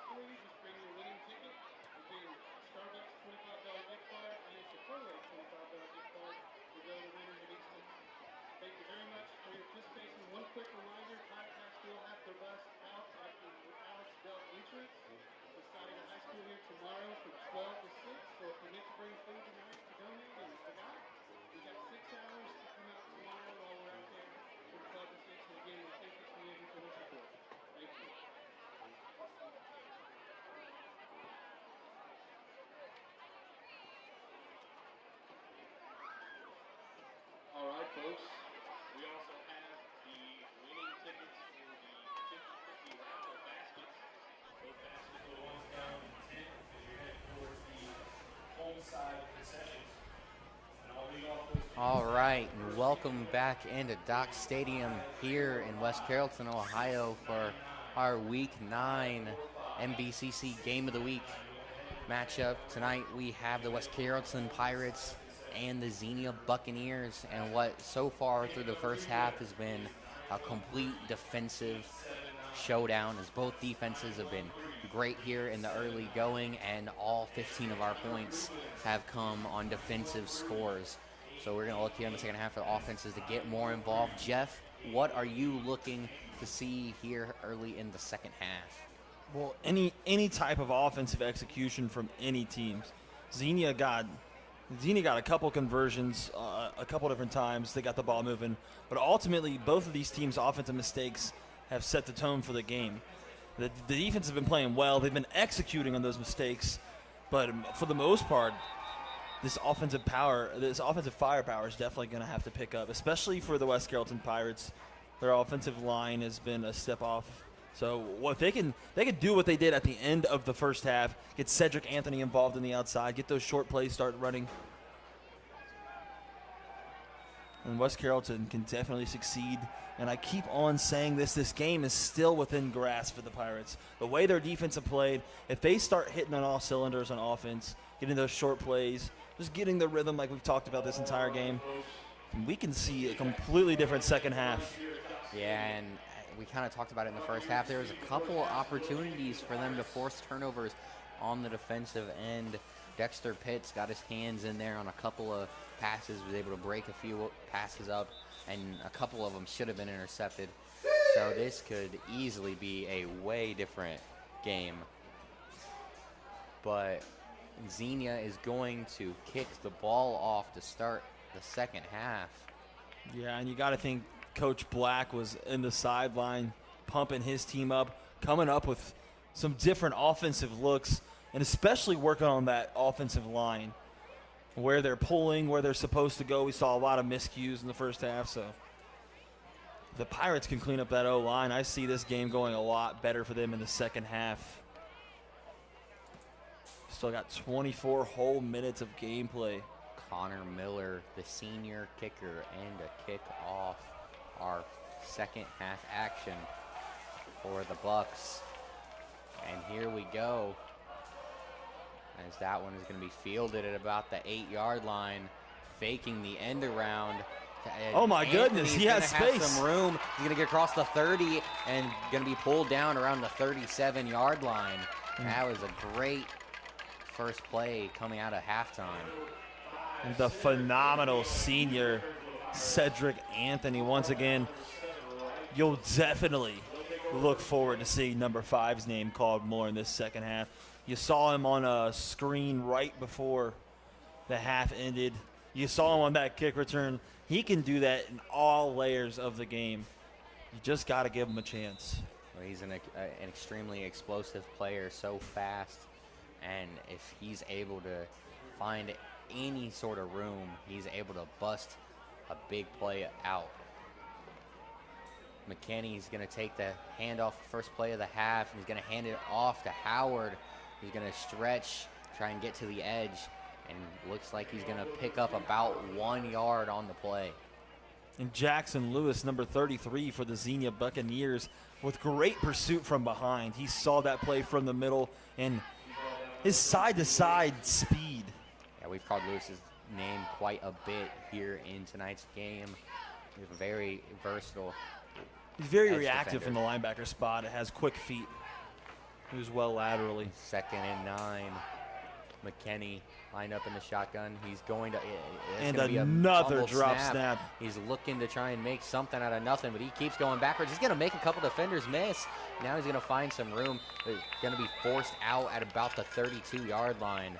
That could have been an absolute disaster. McKinney able to make something out of that play. Yeah, and kudos to McKinney for using his playmaking at the end of that play. Still a bad mistake for the drop, but trying to make something out of nothing. So good effort by McKinney. It's going to be 3rd and 18. We'll see another extra long conversion here tonight. And we'll see if West Carrollton can get anything going vertically.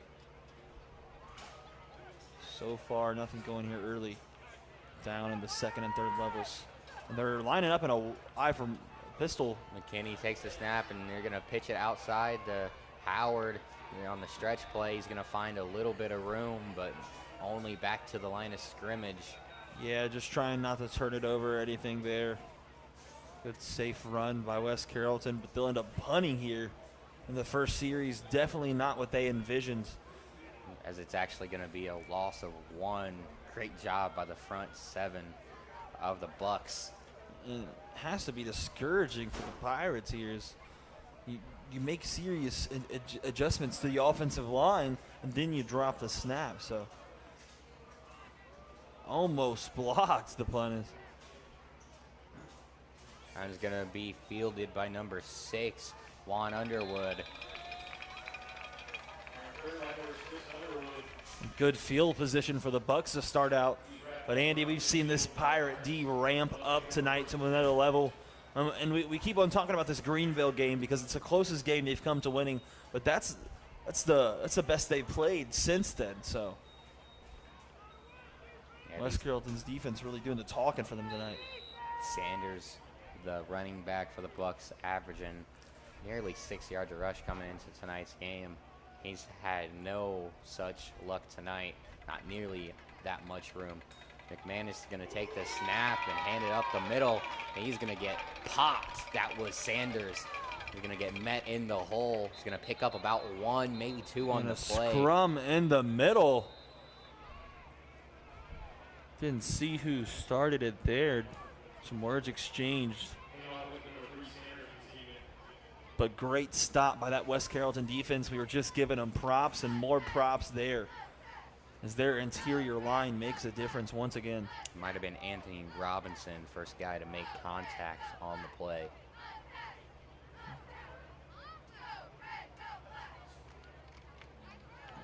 Looks like the refs made a flag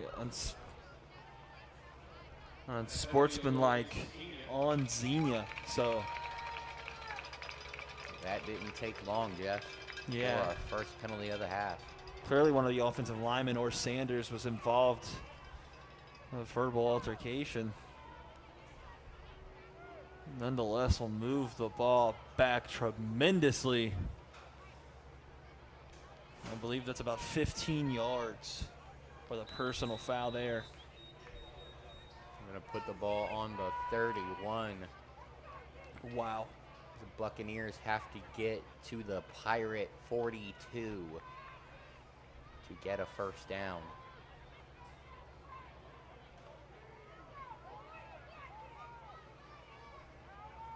McManus with the snap. He's going to throw this one, and that one was low, intended for Renaco Tucker.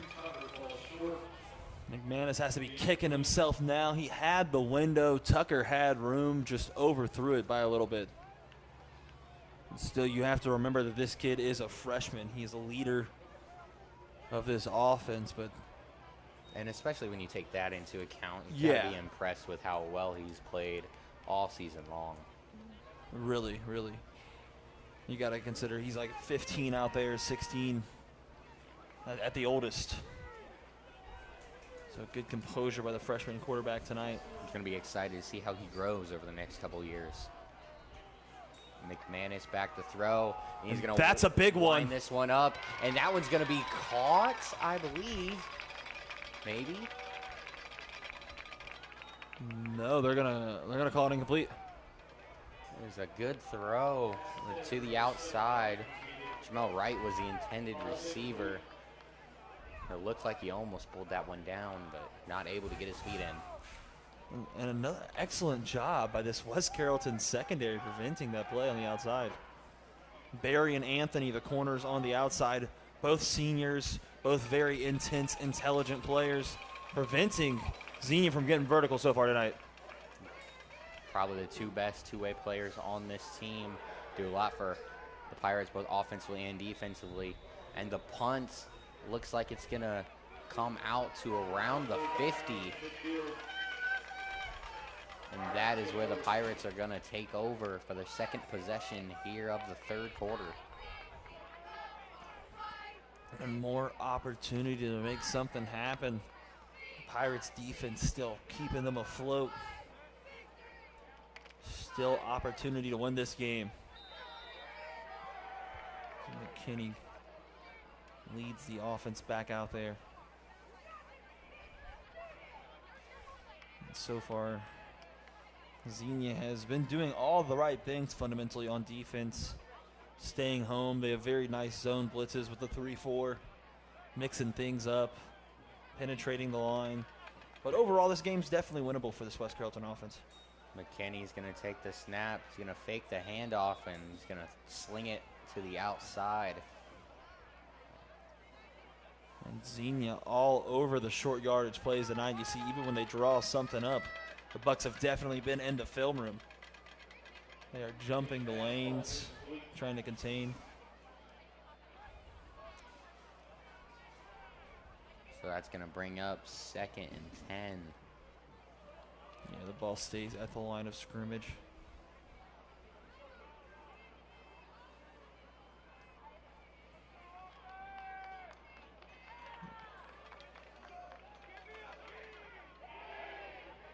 They'll go 4 wide on the play. 2 to the top, 2 to the bottom, and Howard lined up next to McKinney. He's going to get the handoff. Now double end around.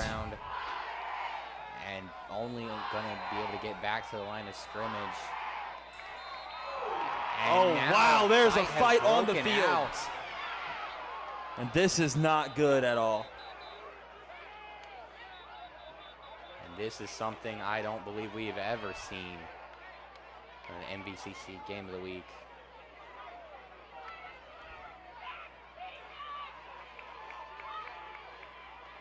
I'm glad to see that broken up. Definitely expect to see some penalties thrown out. Quite a few so far tonight. We're going to see quite a few more here on this play. Still words being exchanged. A couple guys lost their Between helmets. Wright and Jordan Berry.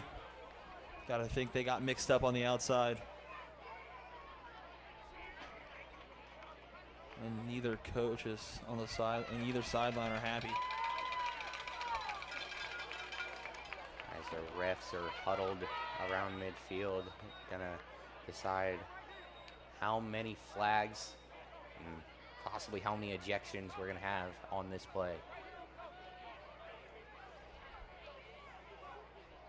And Coach Black is pulling his team together right now, saying, hey, that's enough of that. We don't need any more of that. Yeah, honestly, you got the other team heated up. This is when the Pirates need to settle down, take advantage of Xenia being hot-headed, maybe capitalizing some mistakes. Still a lot of opportunity for the Pirates.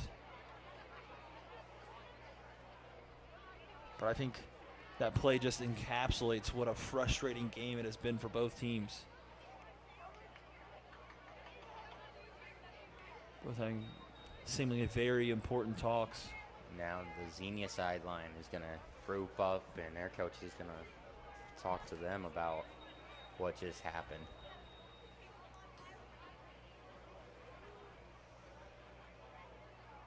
The refs have a lot to talk about. There's a lot happened in a few seconds.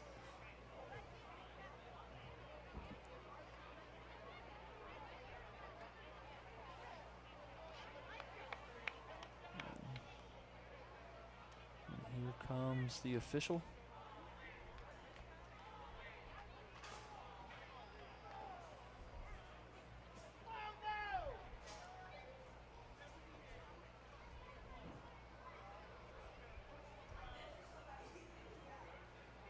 So personal fouls being handed out on both sides. And I believe one player from each side has been ejected. I guess we'll see who that is. That'll be Jordan Berry being ejected for the West Carrollton Pirates. Huge part of that offensive line and that defensive line, so going to be a big hole for the Pirates. And on the other side, I believe it was Jackson Lewis, maybe. Still looking for confirmation on that.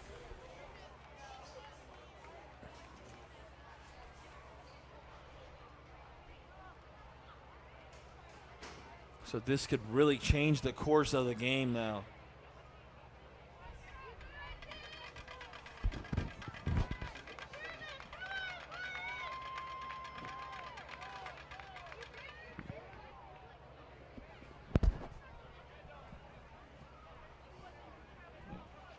As we return to action, we're going to have a 2nd and 10, ball on the 50.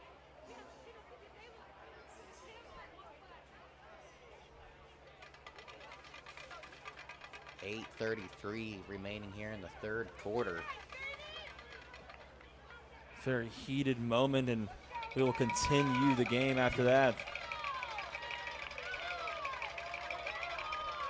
A lot of time for both teams to settle down, and I'm sure no one else wants ejected.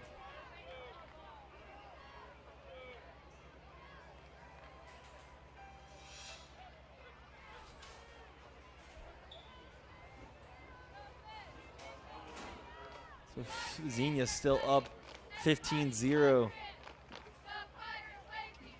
And this very long game just keeps on stretching out more and more.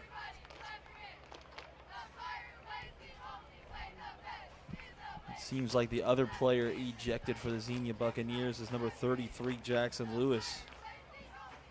You see him sitting down on the sideline. And that's not usual. That is the leader of this team. So 2 huge pieces of each team taken out for the rest of the game.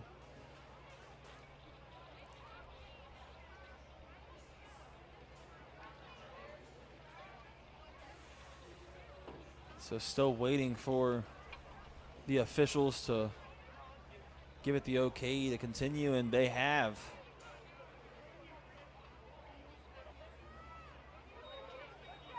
Both teams still seemed a little confused. Slowly getting things back going underway here, and we'll continue here at Dock Stadium for MVCC Game of the Week number 9, Andy. You got 3 wide receivers to the bottom of the screen, and it looks like we're going to have another little timeout as Coach Black is speaking to one of the officials. And finally looks like we're going to get going. Like I said, 3 wide receivers to the bottom of the screen, 1 to the top. Howard in the backfield with McKinney. The snap, the handoff. Howard's looking for room, and he's going to find some down. Up the left side. He's breaking tackles, and he's in room, making another man miss, and he's going to be pulled down around the 15-yard line. But another flag, Jeff. Taywan Howard is a bad man, but we'll see what the penalty is, and this could be deflating. The officials discuss. I think we've seen more time with officials discussing penalties than we have a game play tonight, Andy.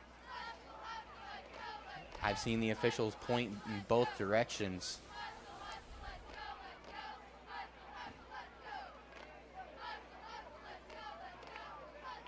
And that's going to be on Xenia. Sportsmanlike conduct on West Carrollton. Each way. And so cancels out. So the Pirates are going to get away with one. And how fitting is that? That's their biggest play of the game. Biggest offensive play of the game. It's a double penalty. Wow, Taywan Howard making some noise, keeping the Pirates in this one. And I keep saying they're within grasp, Andy, and they show it again. And another stoppage of play. We're going to have a Xenia timeout. It's the Buccaneer head coach is going to talk to his defense, try and settle them down. And a lot of time for naps in this game. A lot of dead balls. Both sidelines huddling up. What are you expecting to see out of West Carrollton here as they inch towards the red zone and to a potential monumental shift in this game? Well, Jeff, I definitely think that Cedric Anthony is going to have to receive a red zone look here, at least one.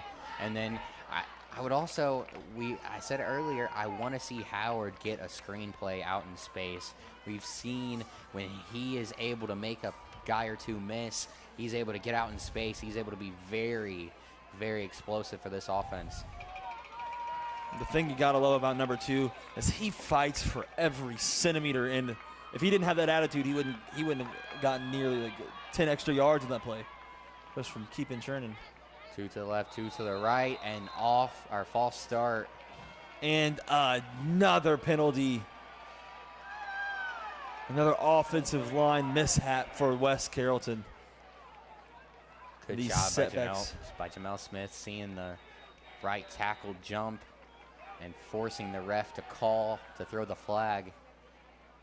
Andy, this may end up being the longest running game in MVCC Game of the Week history. Hand off to Howard, and he's going to be stuffed in the backfield. He's still not down, but just swarmed by Buccaneers. And very discouraging for this offensive line. They were making pushes. They were making strides. They had some momentum going. And then you lose Barry. And then you get it going. You get a good big run. Then you get a false start. And then a hole in with the next play. Just brutal. Still within striking range, though. That was Smith who was able to get in the backfield for another stop. 8 sacks on the season. Looking to come up with another big stop here on 2nd and 20. Pitch to Howard. He's looking, and there is Smith again, the first man to the ball carrier. You're going to get another stop, this time in the backfield again for a loss of 5. Their only chance to get within striking range so far this game, and another mishap for this offense. Now they're 30 yards out. There's still a chance as you see the first down marker still out. You can get within 5 yards, renew the downs here. 4 receivers here for the West Carrollton Pirates on 3rd down. McKinney back to pass. He's looking. He's going to be rushed. And oh, my goodness, he nearly still catches it. Intercepted. That one was caught by Antonio Robinson. Off the hands of Isaiah Ball. That Actually, that was easy Barry. Interception. That was Jordan Barry. Wow. It should have been an easy interception for Isaiah Ball, but impressive play. Ball pops up in the air, and Barry able to reel it in. Impressive play, but it's still 4th down here. And Pirates, I believe, are making the right call. You got nothing to lose here, 15-0. Haven't gotten a lot of momentum going. This might be one of your only shots. Kenny, a quarterback, once again, drops back. 6 steps, launching it down the field, and it's over the heads of all the Pirates receivers in the back of the end zone. That'll bring up a turnover on downs for the Pirates. Put their defense, their defense is still in good field position. So as long as they can maintain this, they can still remain in striking range, Andy. It's a good job there by the left tackle, giving McKinney plenty of time to get the pass off, just unable to complete it. Smith was coming with a full head of steam around the corner on that play. Yeah, this second half has ran for almost 30 minutes, and we're just now halfway through the 3rd quarter. Trayshawn Sanders back out on the field. Glad to see he's okay after got banged up earlier in the game. You're going to run it up the middle. Got a good push. It's going to be a pickup of about 3 on the play. And you love to see it, some more good work in the trenches by the West Carrollton Pirates. And no one get it twisted. These young men are almost gladiators on the field. They're giving every inch of effort. It has been a long, grueling game of mistakes, and both teams still in it, Andy, midway through this 3rd quarter. McManus takes the snap. He's going to throw this one. And no flags. Intended target, Renenko Tucker, and I am surprised that was not an offensive pass interference, as he just plowed over the defensive back on his way to try and chase down that ball. Yeah, especially with how generous the refs have been with the flags all night.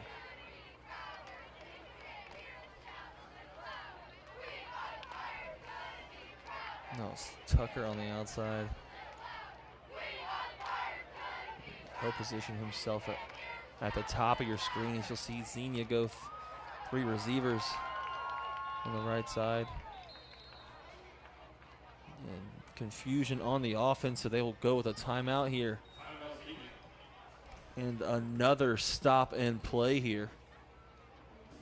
As this 3rd quarter, there are only 5 minutes left, and it's been about 35 minutes into the half. And real quick, we want to thank everyone watching at home, the MVCC Game of the Week at number 9, and we want to thank our sponsor, Kettering Health, as well. They're sticking with us through this season, and most importantly, through this game. And a lot of flags, a lot of turnovers, a lot of timeouts, a lot of stoppages. But these teams keep on going. And we have yet to see an offensive score here through 2 hours of gameplay.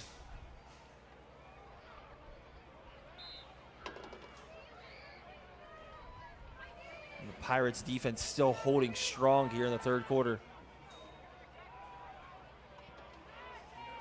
McManus looking for... He's running it now. Good job of getting down, because he was about to be pummeled by that Pirates defense. He pulled down around the 30. It's going to be 3rd and 4. Fourth and 4. They failed the conversion, and the Pirates defense will hold stiff again. Done a very good job of getting the Buccaneers off the field on 3rd down. And another opportunity for this West Carrollton offense. Still no offensive scores. They could still be the first.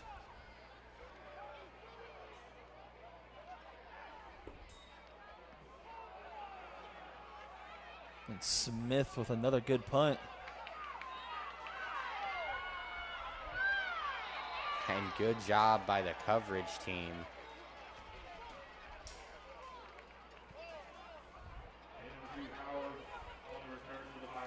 Devon Howard. Miller in on the stop. Howard trying to find space, can't find any. Good job of Jabel Smith of flipping the field position. And how valuable is he for this Xenia team? We've seen him use power moves on the outside. He's used swim moves, spin moves.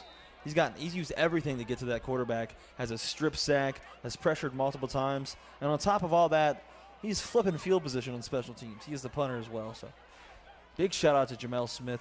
Tremendous effort tonight. It's always great to have a guy when, you know, the offense isn't really doing that well. It's great to have a guy who can flip field position for you.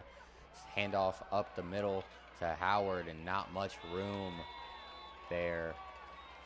Connor Miller in on the stop again along with Smith. And Xenia's defense almost looks like they're starting to predict West Carrollton's play calling. They're filling the gaps, and they're containing really well up there on that front seven. Like I said, they have that 3-4, either outside linebacker drops at either time. A lot of versatility up there. 4 receivers for West Carrollton now. McKinney back to throw. This one's going to be caught.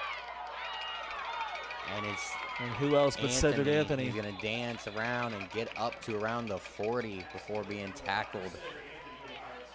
Good play design by West Carrollton. That's exactly what they need to do to get back in this game and make it a tough one. But also, you got to give it out to the Xenia defense. They were on that play. You see every single time they have a short yardage situation, they have a run. There's a lot of sense of urgency from the Xenia defense. That's going to bring up 3rd and 3. And this is what Xenia really needs to do, get 3rd and short and make it more manageable. Try and keep this offense out here on the field. And another stoppage of play. Timeout for West Carrollton. Xenia still up 15-0. Their defense has still put up all 15 of their points. And I really didn't see this game coming at all. Xenia's had some shootouts this season with the likes of Butler. And Butler beat West Carrollton 27-0.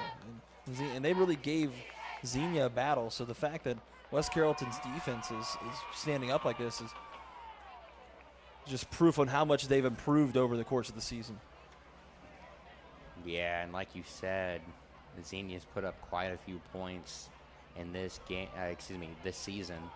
But just tonight, they really have been unable to get anything going because of the stout front seven of the Pirates. 3rd and 3, huge conversion here for the Pirates. Ball on the 40. The snap to McKinney. He's going to hand it off to Howard, and he's going to pick up about 4 yards. I believe he might have enough to pick up the first down. And the spot is past the first down markers. They're going to call it. Oh, they might call it.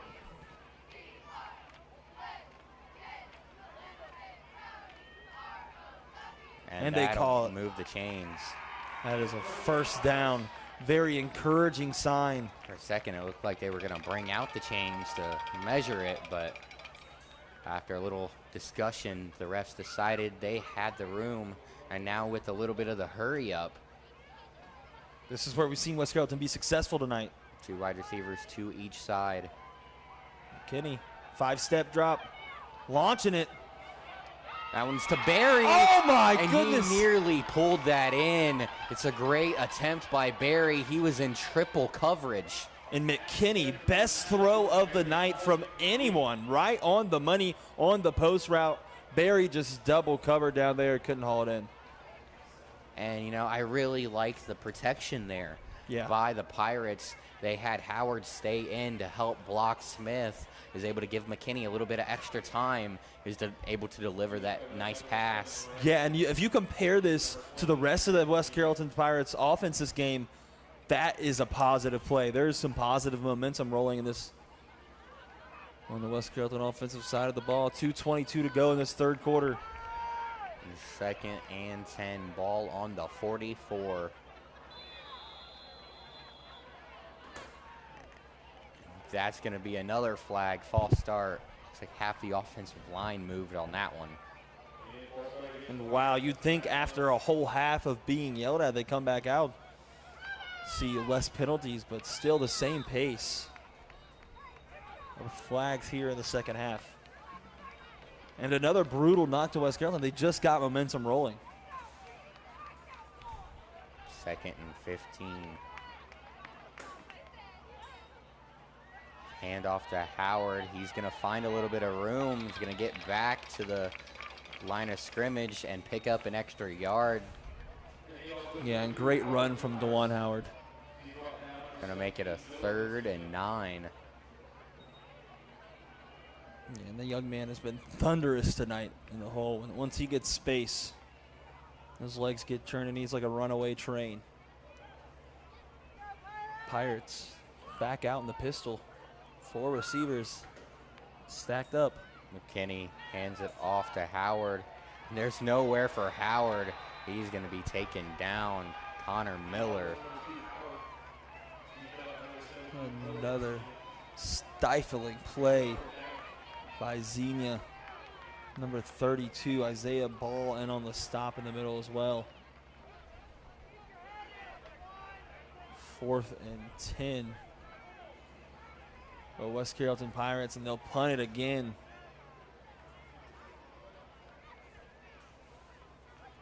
And you hate to see it. They got some more positive momentum rolling on that drive, and another penalty. Haynes has punted it away quite a few times tonight. It's another one, boots that one. Pretty good kick. He's going to be fielded around the 20 by Underwood, and he's going to take it out of bounds near the 30. They're going to mark him out right at the 30. So one of the longest quarters of the year. Running at about 40 minutes, and we still got a minute left in this third quarter. And you see a lot of those Fairmont games, Andy. A lot of the halves will be 40 minutes in general. This third quarter has ran very, very long.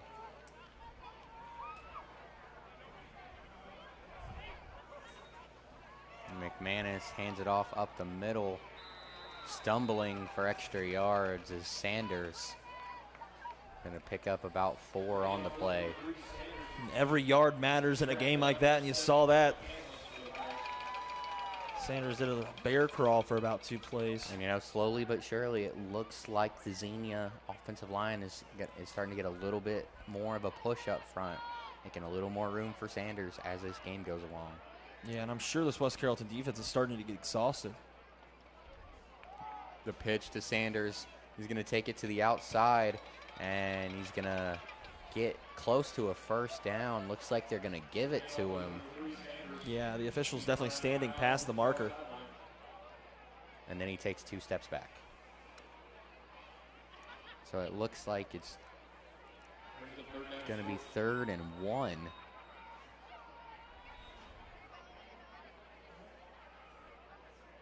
So another big play here. Another chance for the West Carrollton defense to salvage another drive. The snap, the throw, and more good coverage by the Pirates. Incomplete. That was number 6, Tony Buckner, on the coverage. West Carrollton comes up big on defense again. 4th and 1, and offense doesn't seem to be budging. They will stay on the field. Gavin McManus will lead this 4th and 1 conversion attempt here. Huge play here for the Pirates. Handoff up the middle. Wow. And Sanders is going to carry defenders out to the 50. And you could see by his body language he was not playing on that one. Got a full head of steam on that one. And just put his head down like a wrecking ball.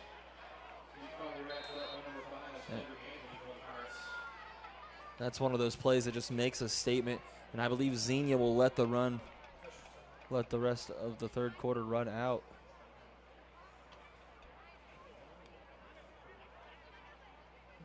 So we will experience another stoppage in play here. As it looks like we have an equipment malfunction. And this third quarter is almost over with 9 seconds remaining on the clock. It's so close. They just need to get back on this field and keep this clock running. And they'll run it, and I believe both teams will just retreat to the sidelines and put this brutal third quarter to rest. Lasted approximately 45 minutes. And we will move on to this fourth quarter finally, Andy. 15-0. Xenia leads the Pirates entering the fourth quarter.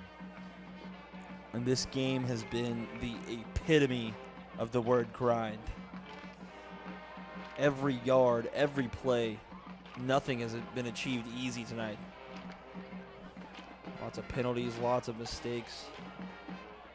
These young gladiators exchange blows. Xenia up 15-0. So we still have no offensive points. And it remains to be the story of the game. The Xenia Buccaneers executed on a couple mistakes in the first half and have kept those 15 points on the board. Good job by West Carrollton defense. Really done a great job. We talked about it all night. Yeah. Nearly 6 yards a carry for Sanders coming in. And he's not had a lot of success. Really only 1 or 2 big rushes.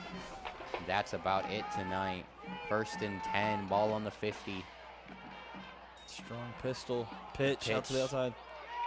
And Sanders is going to take a hit and he's going to pick up about 2 yards on the play.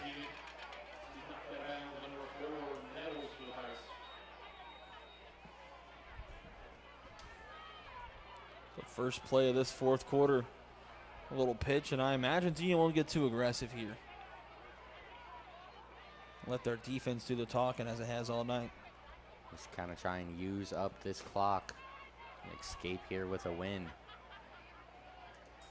Snapped. McManus hands it off to Sanders, and he's going to pick up about 8 on the play. Almost has the first down. And honestly, I think Xenia is just going to play into what West Carrollton's given them. On the outside, those corners have been relentless. Barry and Anthony have not allowed anything, and it's been mostly man coverage. And those kids deserve credit on the outside. They are grinding. They played very hard on the outside tonight, not allowing anything so far. Man in motion. It's going to go up the middle to Sanders. He's going to run into one of his offensive linemen and going to pick up a yard or 2. That's going to be good for the first down. And that's just phenomenal play calling by Xenia. Noticing that West Carrollton's taking a man-on-man approach. They get that corner in motion, kind of get the linebackers off balance a little bit, and then bam, you hit them with Sanders right up the middle. Good first down by the Xenia Buccaneers. Tucker has been an excellent decoy for the Buccaneers here tonight. This one is a handoff up the middle again, but there's nowhere for Sanders to go. Looks like he loses about half a yard on the play.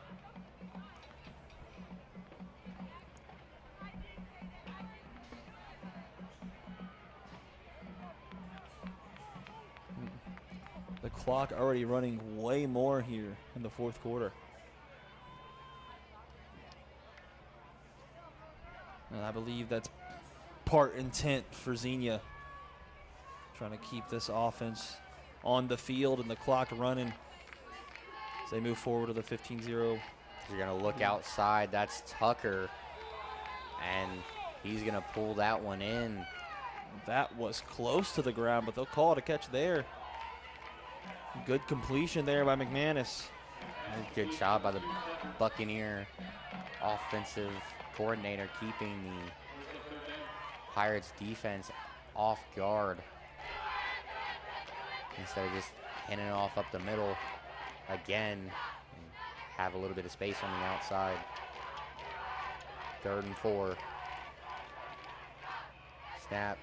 He's going to look, rolling to his right. He's going to find an open man, and that is the number 22, Dylan.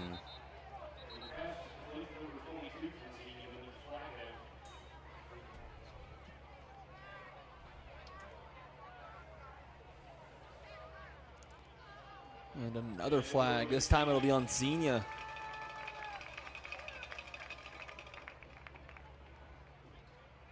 And the ref's not holding back at one bit tonight.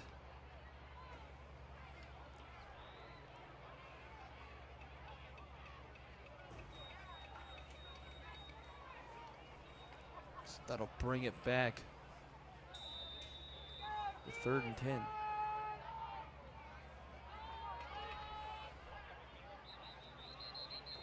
Man in Underwood motion. in motion.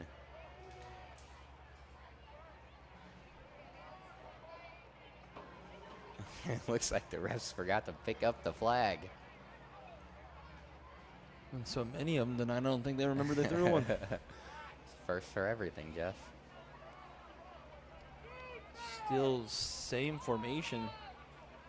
Kind of messes up the Buccaneers' flow because they had a man in motion. See if they do the same thing here. They do. Underwood again.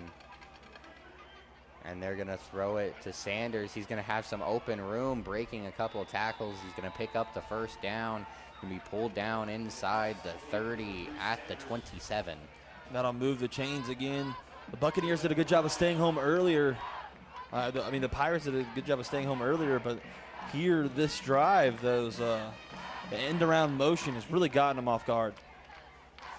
And yeah, when Underwood came to the right in motion, and then Sanders snuck out right from where he came from on the left side, there was an open area, no man there playing defense, and so Sanders able to pick up a good chunk on the play. And West Carrollton kind of give them a little bit of padding to this Bucs defense, whereas it's the opposite on the other side of the ball. Up the middle to Sanders, absorb a defender, and be pulled down at the 30.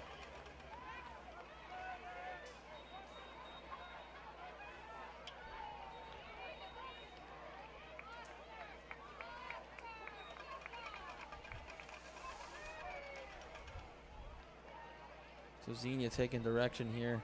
The play clock will keep on running as we are 3rd through this 4th quarter. Xenia's still keeping possession, running this clock out. McManus is going to throw it over to Tate, and he's going to fumble it, and looks like that one's going to be scooped up by Wright. There's a huge opportunity there for the Pirates, but Wright was able to jump on top of that thing.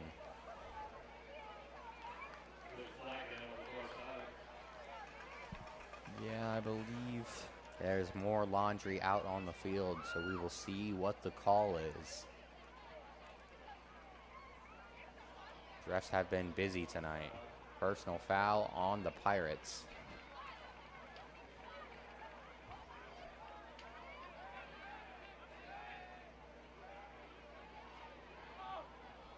Still waiting to see the call on the field.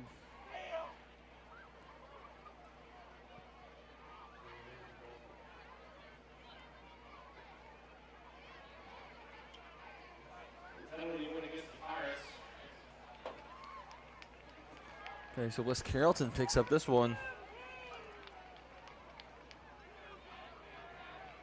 Wow, what a game, Andy. First time tonight we've seen the ball in the red zone.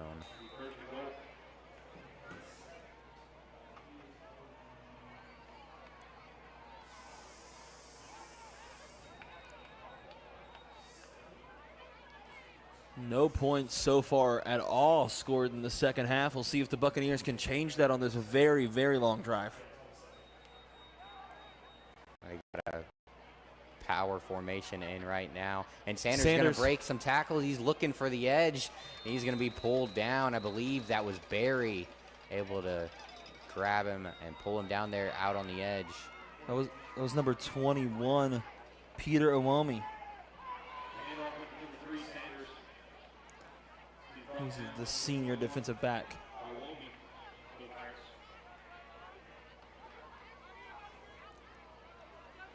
The Bucs getting close to the end zone here. And excitement has to be building. So this is the closest an offense has gotten to the touchdown tonight. 2 wide receivers to the left.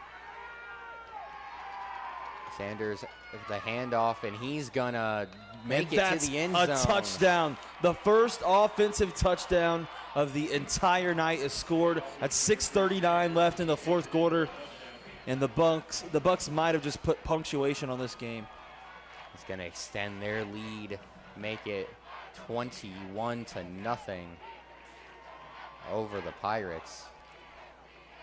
That'll be Trey Sanders' 4th rushing touchdown of the year. He's topped 700 yards, moved into top 5 in rushing in the Miami Valley League. And what a year for that kid. He's had to work for every single inch of it tonight. Yeah, the Pirates defense, let's not take anything away from them. Those 22 points scored, very misleading. Connor Miller with the extra point. That one was the best kick of the night. So now on homecoming night, we'll see if the Pirates can put up some points on the board here these last couple offensive possessions. So far, the Bucs pitching a shutout.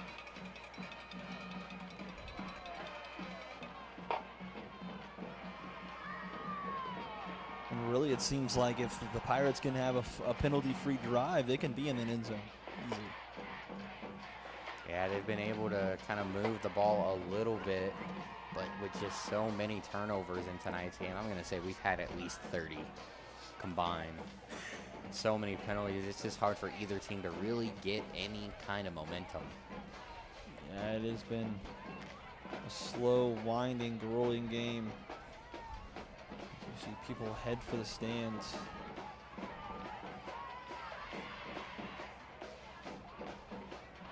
.6:39 left.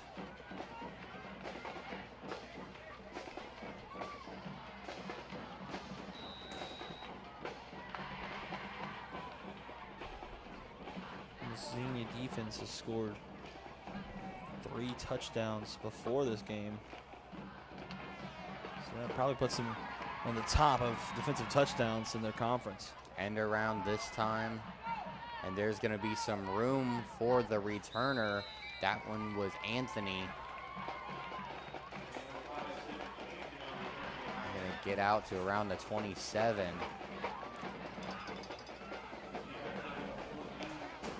And this is going to be a tough one for West Carrollton to go home with, as they had a lot of opportunities to score here.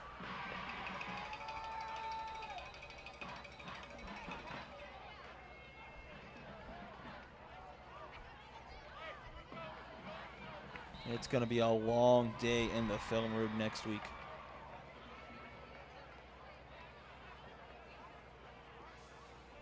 And you said it earlier, Jeff, I would not want to be on this Pirates team, or frankly on the Buccaneers team, because both teams had a bunch of penalties tonight. It's going to be a lot of running in practice this week. Hand off to Howard, and there's nothing there for him. Connor Miller and Smith in on the stop. Yeah, and I have a feeling neither defense is going to get much lip. They've definitely both done their respective jobs tonight.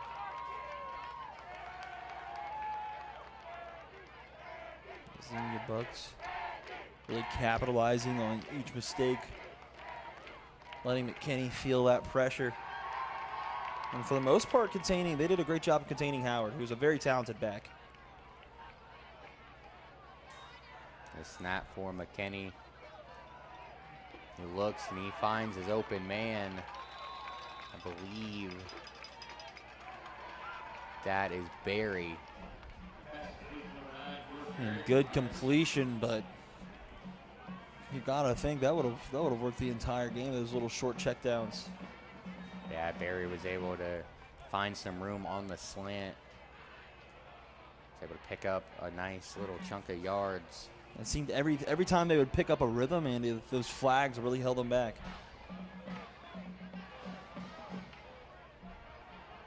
Third and 4. McKinney, he's going to throw this one deep. And that is nearly intercepted. Number 14 in on the play. He almost ended up Tucker. He almost ended up catching it off of the tip, actually. That would have something to behold. And now there's a flag down in the secondary. This could be big for the Pirates. Lead official walking up. The flag is down at the 44-yard line of the Buccaneers. And it looks like it's going to be a pass interference.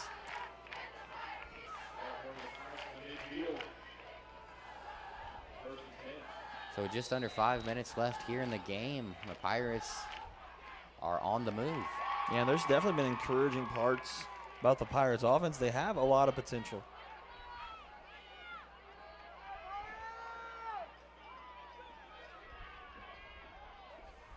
Three receivers, one tight end. Got a throw out to Anthony, and he's going to break a tackle. Nice jump cut, and he's going to get the ball inside the 45. That man is nasty with it. Nice moves. And he's hurt. He's coming up slow, so we're going to have another stoppage. Brutal to see Cedric Anthony falling on the sideline. That'll be an injury timeout. So sad. He's a player that we've been able to watch over the last 3 or 4 years. His time here, he's been a very effective player for the Pirates. And to see him go down at this stage in the game just really is a big blow to this team. Yeah, and he's so explosive, and he's a leader. He really keeps this team going. And anytime the Pirates have gotten anywhere close to executing consistently, it's Cedric Anthony's been a huge part of that. So never like to see any kid, especially such a monumental part of this team, go out. And he really made his mark on the game tonight. He did what he could with his returns, did what he could with his touches on offense, and his defense is incredible. He is all over the field, and those deep passes, he's right there on man-to-man coverage every time. Cedric Anthony had a great game tonight. We've talked about him all night long and his two-way ability. He's really showed it off. His ability to make plays on offense and to be good in coverage in the secondary. Wide receiver split, 2 to the left, 2 to the right. McKinney back to throw, and he's going to dial this one up deep. And that one is nearly intercepted. That would have been the 6th of the season for Tramel Wright, but he's unable to haul that one in. And almost picked off again, and Jordan Berry's taking a beating on these deep routes as he limps back to the formation once again. And one thing I'm noticing really well is it seems like Xenia is pre-reacting to these plays. I think they've watched a lot of film. They know what movements West Carrollton's going to do. As soon as he set the lineup, the defensive backs were dropping back instantly. It's a great recognition by that Buccaneer D. Howard lined up in the backfield. The snap to McKinney. He gets Howard on the screen pass, but there was absolutely no blocking for him on the play. There you see kind of this Isaiah Ball, first man there for the Buccaneers. And these plays, Xenia is coming up. They're predicting it, but the Pirates are telegraphing a lot of their plays tonight, and I think that's showing. Almost every short pass, the Bucs have been up in the lane. The clock keeps on ticking. 3:33 to go in here in this fourth quarter. 4th and 12. McKinney is going to throw this one. He's going to find his man, and that is right on the line. It's very close. It looks like from here he's going to have enough. Jordan Berry, nice catch. And good for Jordan Berry after the entire night of being targeted. Finally snags one deep in the secondary. And that's a great route for Berry. He knew right where the sticks were, turned around, able to make the great catch, extend this drive. So good drive for West Carrollton to go out on so far. Got a nice handy defensive pass interference call, and then hits Jordan Berry on the conversion. Ball on the 41. 4 wide, and you'll hear the whistles. And this it'll one is be a timeout. Another timeout, another stoppage of play. 2:49 left here in this long, very long NBCC game of the week, number 9. Running about 2.5 hours so far. Xenia up 22-0. Both sides pitching close to a no-hitter.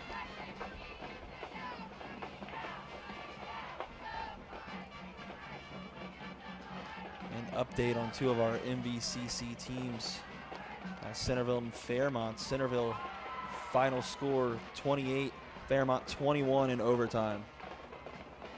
Centerville just grabs that dub in one of the most heated rivalries in Ohio and gets big playoff points and ultimately knocks Fairmont pretty much out. Explosive game, Jeff. It was tied at 14 apiece with 5 minutes and 4 seconds left. A lot of offense in the final 5 minutes of that game. Now back to our game. McKinney back to throw. He's going to find his man. I believe that's Berry again. Jordan Berry been getting beat up on defense and offense all game. As you see him kind of limping back, gets another essential catch here in this last stretch. Ran another really good curl route. He's able to get down. He's able to force the defender deeper into the zone, and he's able to turn around. Had plenty of room to make that catch. Kenny lobbing it up again. It could be picked off. He's losing it into West Carrollton's hands for a touchdown. Incredible play. That'll be number 21, Peter Iwami. Oh my goodness. And it seemed like the Buccaneers had the interception bobbled out of his hands into Iwami. Incredible play. You know, Jeff, I've never seen anything like that before. Wow. Hashem Tucker should have had the interception, but there was a fight between him and 2 Pirates for the ball, and the Pirates were able to come away with that one, get that first score of the game. 1:23 here remaining in the 4th quarter. And in one of the most unique games of the week we've ever had, I don't think, and then that's the great thing about high school football. You never know what's going to happen on these coveted Friday nights. And another one. The flags fly up in the air.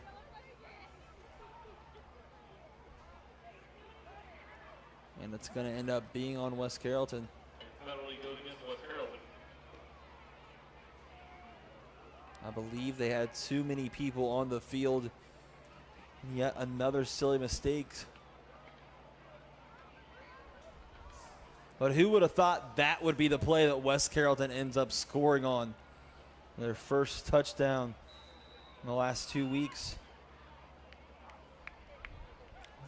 Okay. So extra point up. See if they can make it to 7.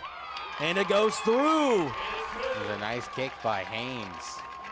And the sportsmanship as West Carrollton sideline lights up.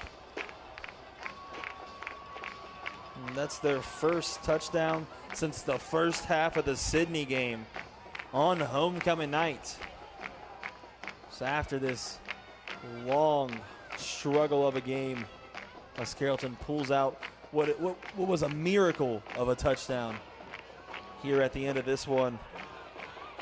And West Carrollton will look forward to their last game as the winless meet in Dock Stadium. Fairborn comes on over right here off 75 in West Carrollton, Ohio.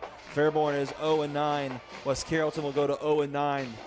We'll see who's going to be last place in this Miami Valley League next week. And as for the Xenia Buccaneers, they go to Doug Adams Stadium. They're in Sydney. Take on the Yellow Jackets, and they're both middle of the pack, so that'll be a big game for them as well. Xenia will try to go 7-3 and continue the run they've been on the last couple years. Try to keep it going into next season. They have a freshman quarterback. That's always a huge pillar. He's done pretty solid this year, especially considering all the quarterbacks in the league. Yeah, Jeff, and you really got to be impressed by what Xenia's been able to do this year. Last year they lost 6 games by a touchdown or less, and this year they've really turned that around, and they've won their only 2 close games, and they've really dominated most games that they've played so far this season. That's going to end up being another penalty as the kick goes out of bounds. And 2:23 left on this clock. Game time approaching 2 hours and 45 minutes.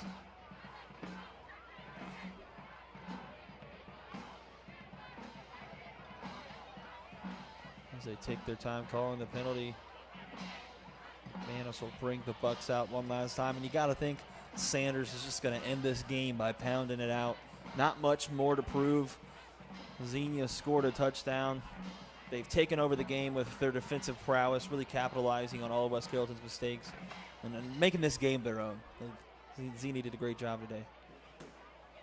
Yeah, and even though the Xenia offense was not able to really produce that well, like you said, their defense has just been electric tonight. Been in the backfield at all times almost. This one goes up the middle to Sanders. He's going to get blown up. Nothing there on that play.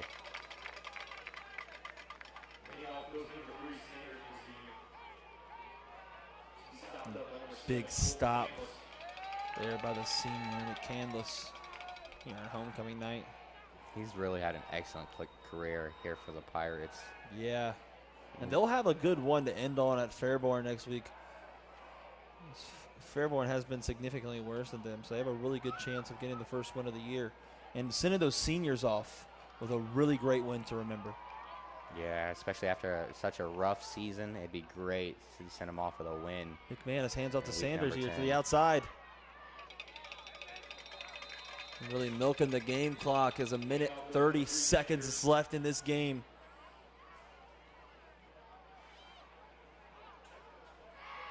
And West Carrollton is going to take their final timeout of the game. And you have to recap the exhilaration of that last touchdown by West Carrollton. And we've come close to moments like that tonight, where the ball has been bobbled around and almost caught, but we definitely saw something insane. And that'll be the lasting memory as the Pirates walk out of their home stadium tonight. A very exciting touchdown. I'm just glad we got to see some offensive points on the board from both teams here in the fourth quarter. For sure, Jeff. And, if I'm the Pirates, I'd say that's a pretty good way to end this game. You build going into next week's game. You're going to have, hopefully Cedric Anthony is okay, but if he's not, you're going to have your now leading receiver, Jordan Berry, have a really good end. He had 4 or 5 catches here on that last drive.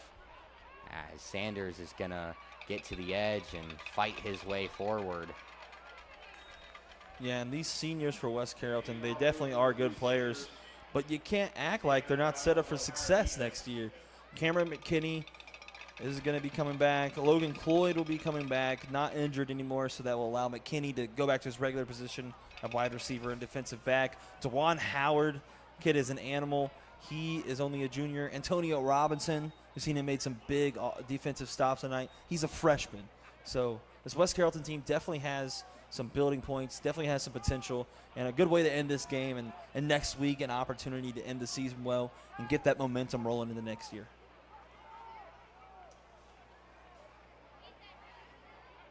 Minute 24 remaining. You got to imagine the Pirates will try to put up some more points here. Give Barry some more chances down the field. And Smith with a huge punt once again. It's going to be received and taken back to around the 30. Cedric Anthony getting a little loose there. Good, about 15-yard return. And that's the first time I've seen him back since his injury, so I'm glad he's back out there. Oh, yeah, definitely primed and ready to play for that senior night next week.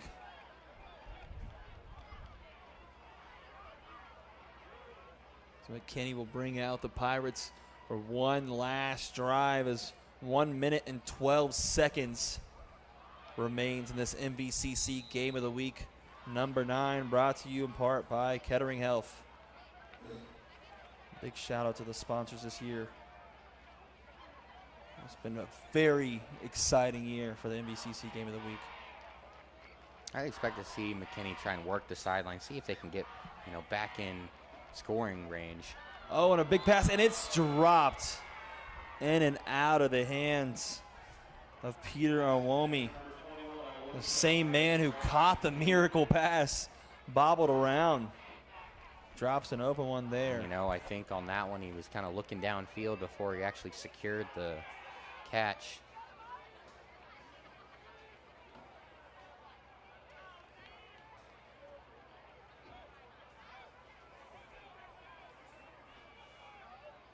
A minute 7 remaining. 2nd and 10, ball on the 30. McKinney's going to take the snap. Lobs downfield. I believe it was slapped away. That would come down as an incomplete pass. Stops the clock. Pass ball incomplete. Brings up 3rd down.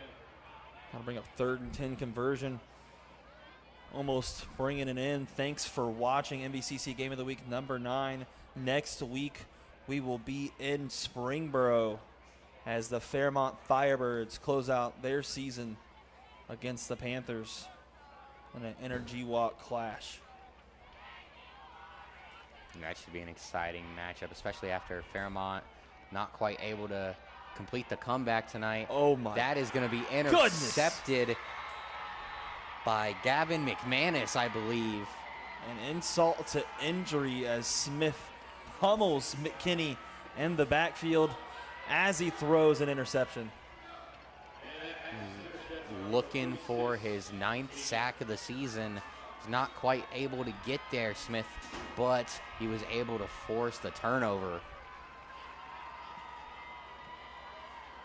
And Xenia ends their week with a bang. 55 seconds left. It looks like that's pretty set in stone. They're going to come away with the victory tonight. So I would just expect a kneel down at this point. And I guarantee you, to anyone who is here in the stadium, any of you guys watching at home, this was a memorable game. As there will be a timeout in the last minute of play. We'll make this one even longer. So, Jeff, I guess it's probably a good time to talk about who is going to be our Week 9 player of the game. Yeah, I mean, you got a lot of options, but I think overall you got to go with Trevon Henry. Those huge picks in the first quarter really just set the tone of the game. Got one right off the bat. Didn't really go anywhere. The second one was a pick 6. He came up with multiple tackles, multiple plays. But overall, definitely the player of this game. Set the tone early. And I would definitely agree with that one, Jeff. He nearly had a 3rd interception, which that just would have been spectacular for him. Have a hat trick tonight, but not quite. And the Buccaneers have just dominated this one. And it looks as though they're just going to kneel this one down. So we're probably going to have one more snap after this. Yeah, but like we said, tune in next week for an Energy Walk battle between Springboro and Fairmont. Fairmont looking to close out their season. Both teams looking to close out their season with a bang, get that momentum going into next year. It will be Springborough's senior night as well. They're sending off a lot of talented players as Xenia hits the last kneel. And the play clock will be above, and that will be it. The Xenia Buccaneers come away with this tumultuous defensive game, up 22-7, Andy. And what a night. I'm not going to forget this one anytime soon. And like you said, Jeff, it was a great game. But that'll do it for our Week 9 NBCC Game of the Week. The Xenia Buccaneers win 22-7. You guys have a good night, folks. I'm Jeff Allen alongside Andy Horton, and that's all, folks.